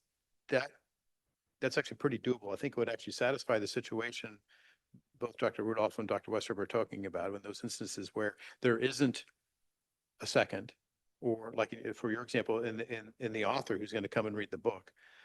That's about as special of a special service as you can get. I mean, special services are supposed to be pretty unique and only available from one source. If we added something like that, maybe the board could consider that. Anyway, that's. I don't know that this is really questions, but I was also just going to suggest, whether it's part of this policy or something else, maybe we have an internal audit spot check built in sort of periodically. I know when I worked for banks, they would do internal audit of particular functions, and it wasn't always the same thing. But I would hope that whatever process we come up with, and I like the framework that you've laid out here, but that it will be kind of a living, breathing thing that gets adapted over time if we find that there are things that aren't workable or additional holes that need to be plugged. But I think using some kind of a spot check audit process in the interim as we're rolling it out might be very helpful. Isn't that something the Budget Advisory Task Force could help with? Yeah. Possibly, but reviewing that, what I've seen more is that like somebody else in the department will double check things, periodically. It's maybe not every single thing every time, but every other month they do a different piece. It's an internal control process, basically. I've been reading a lot of extraordinary audits lately. I'm very interested in internal controls at the moment. On that note, let's take public comment. If you're a member of the public and you'd like to comment on this item, you can raise your hand in Zoom, press *9 on your phone, or if you're here in person, you can approach the speaker podium and submit a yellow speaker card. Trustees, we do have in our bylaws that we can do a second extension, and it's 10:20 p.m. Would we like to extend the meeting? We have 4 speakers. I feel like we need to, given that we have 4 speakers that want to speak on this topic. I wouldn't like to, but 10:45.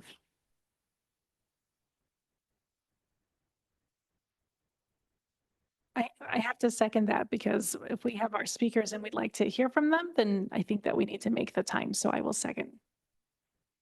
We can, I think we can probably push board goals off too, to come back if we need. We can. Board goals will only take a quick second. Oh, okay. All right. All right. All those in favor of 10:45? Aye.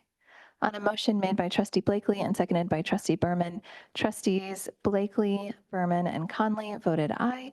All those opposed? Trustee Lambert voted no. We will take public comment. We have 5 speakers online, so each speaker will have 2 minutes. We're going to get a timer up. I've taken a screenshot of the speakers so I know who will talk when. We will begin with ITech. Selleck, you may unmute yourself when you're ready. Yes. I think the board should reinstate their authorization over the contracts and remove the superintendent's right to broad contracting authority that was enacted by the board at the superintendent's request 4.5 months after he began with Mountain View in 2015. It happened at the November 12th board meeting, at least on their agenda. This resolution has legally enabled the superintendent to sign no bid contracts without prior board approval because the amount permitted to the superintendent by the resolution passed in 2015 matched the California state limit on no bid contracts every year since then. Mountain View did not give this contractual right to any superintendents prior to 2015. I know you've brought up $60K or $40K as a limit for a contract, and perhaps you should consider maybe you should just make it $2K or $3K, because this is a district with only 4,500 students, and there should also be a max limit per budget year for that vendor. Publish these contracts, these vendors, their URLs, and their payment warrants, and what budget it applies to, and all of their warrants in a searchable format on the website. I read the payment warrants and don't know what value these vendors offer our students. And it's easy to do. Just publicly share a Google spreadsheet. You already have the spreadsheet. Now share it. Because now we look at things like on October of 22, you have Woodbury Associates for $15,000. And then you have Alula, and you have Peter Gorman, and you've got the ILO group in Alula, and the ILO group payment is $111,000, which is just under that $114,500 limit for no bid contracts by the state. Make it searchable so that your public will keep you accountable. Thank you. Our next speaker is Nyung. You may unmute yourself when you're ready. Thank you again for extending this meeting. My comment is that I've noticed over the years, there was just so many contracts being delegated to the superintendent and just being done over the summertime when no one's around. People are busy, and I just hope that there's a way to limit those kind of summer contracts. And then when the board comes back and then you get confused, you don't know if you don't approve this, there's penalty. Like, I would like to avoid that scenario altogether. another thing is that what about if what about the case where you know contracts are purposely break up in a way where it's there it's under certain threshold so that it doesn't need a specific approval. I'm concerned about those. And then for contracts, I would like some sort of something state in this document about it needs to show any potential conflict of interest. Those need to be communicated and shared with the public. I mean, if this is an effort to fix and re-earn the trust, create transparency, that needs to be, that needs to be shown. Thank you. Our next speaker is Mohan Gurunathan. You may unmute yourself.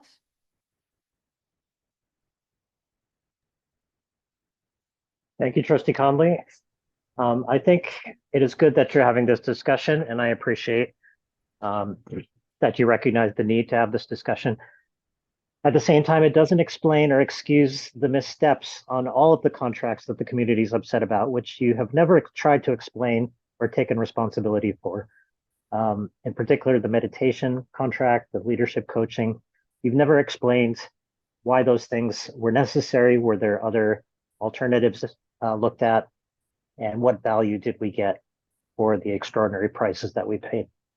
I still think you owe the community those explanations. Like Young, I think you need to make very sure to check for conflicts of interest with vendors. That was certainly an issue with the contracts that people are concerned about. The main issue I have with delegation to the superintendent is that no matter what limit you set, if a contract is already in service, the board is going to feel enormous pressure to ratify that contract. And we saw this happen with the ILO contract. They were concerned they may have to pay penalties for breach of contract.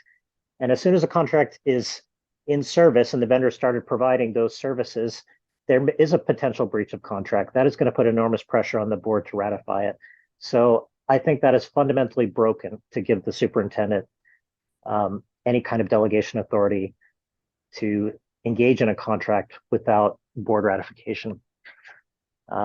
Finally, you haven't addressed the issue of packing the consent agenda with large numbers of contracts. That is also responsible for a lot of the issues we've seen. I would like to see some rules set around what can go in the consent agenda and what has to be discussed individually. Thank you. Our next speaker is Nancy. You may unmute yourself. Hi, good evening, and thanks for putting this up. I have not had enough time to review this information, but I do want to make sure that there is plenty of time for a public review and comment on this. I think this is a critical item for this district. I do have some questions which revolve around some of the missteps we've had in the past, which include, ratifying proposals and things that are not necessarily the actual contracts. I want to see something that explains that the actual contracts will be put before the board, rather than these random miscellaneous documents. And I also want some process built into this purchasing processes for ensuring that there is transparency. So in other words, if we are going to review and evaluate vendors and select a qualified vendor, what does that look like to the public, or is that all going on behind the scenes? I'm sorry, I'm unclear on that. I just haven't had enough time to review this. So yeah, that's just basically it. I want to make sure that we have plenty of public input on this and that there's transparency built in and that we're actually talking about putting the actual contracts before the board. Thank you. And our last speaker is SM. You may unmute yourself. Yes, hi. Yeah, I wanted to again second the comments made by Mr. Mohan and EdTech on there is still a lack of clarification why money was spent on these energy healers, meditation sessions. There are personal relationships directly with the superintendent which is showing favoritism and serious ethical questions and how decisions are being made. This is not addressed by the board. And every example you're giving about pencils, toilet paper, iPads, those are trivial. No parents have an issue with such spend that'll go directly into the classroom. This is not your money to spend on your personal development and personal leadership, stress relief sessions. We demand transparency and accountability by the whole board, and there should be every dollar should be open to the public to be seen, and every dollar that you're spending on these frivolous wellness spending is a dollar that's being stolen from the classrooms directly. So this needs to be accounted for, and the accountability, and then you need to address this. Like, you're not addressing it, you're beating around the bush. You need to talk about why you're spending on this chakra healer. Why are you spending with personal relationships? What is going on there? That needs to be addressed. All right, trustees.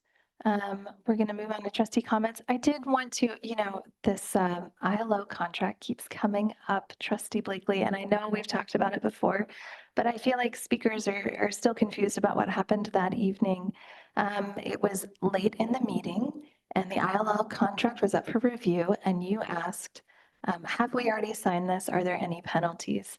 And my recollection, and I'll put it out there, and if I'm wrong, let me know, trustees, is the board paused and we all looked at you, and I was beside you and you were flipping through your agenda packet, and then you kind of went, oh, and then we just moved on because we all had the agenda packets. I knew that it was a proposal. It was not a signed contract, but even if it had been a signed contract, there wouldn't have been penalties if we had chosen not to ratify it. And then the discussion that we had was, could we open the leadership group sessions up to all of the female leaders within our district, all the way down to the teacher coach level, to allow them to participate in the coaching sessions? And that was what ended up being the discussion and the guidelines around the decision that we made to approve the contract moving forward after that. Is that correct? Yes, that sounds right. Yes.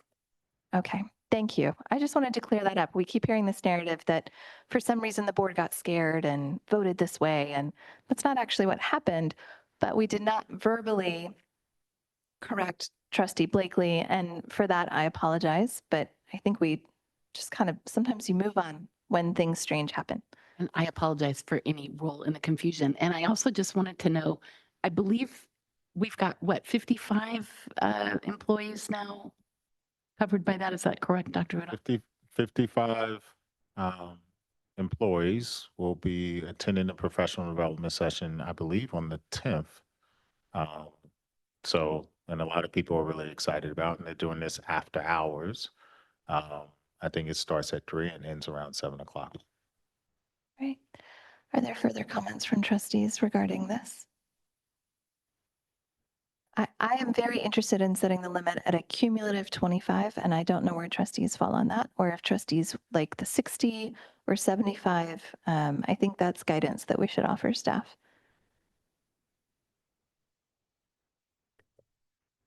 I would say I'm not quite decided at this moment. You need more time. I just received this Okay. really All right. early before the meeting, and I am not prepared to make any kind of, and the hour is late. Okay. I also just am concerned with micromanaging, perhaps setting it lower, but I like the idea of some consistency, because trying to manage, 7 different buckets of money might get complicated. I'd be open to setting a lower limit, but 25 sounds kind of low to me. All right. So this will come back to us in 2 weeks. And that gives the public ample time to review this document and send us feedback. It also gives trustees time to review it, to speak with Dr. Rudolph and Dr. Westover if you need, and make sure that when we come back to discuss it again, we can have a sort of robust decision-making process and vote on what our vendor review process will be in the future. All right, it is now time to move on to item E, our board goals update with our with Dr. Rudolph.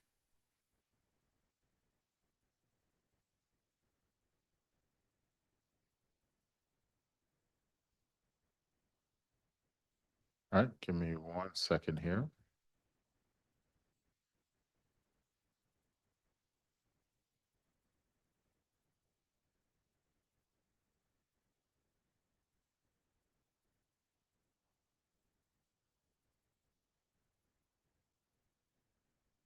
Sorry about that, having a little trouble opening. So this should be pretty quick. We had a board retreat where we reviewed the goals. And so I want to go over the updates that have been made to the goals based off of board feedback. These goals are used to evaluate every single leader within the organization, including myself. And so let me just go through the old goal and then how it's been updated. So the original goal was to convene a team to develop a plan to increase opportunities for underrepresented students to reach high levels of success, specifically increasing enrollment in accelerated courses.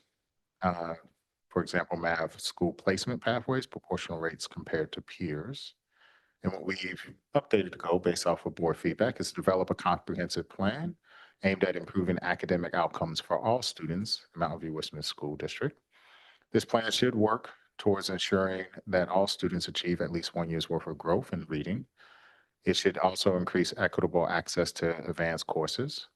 It should identify existing and new strategies to close an achievement gap and increase underrepresented students in advanced courses to ensure proportional representation in accelerated programs. The next goal dealt with chronic absenteeism and suspensions.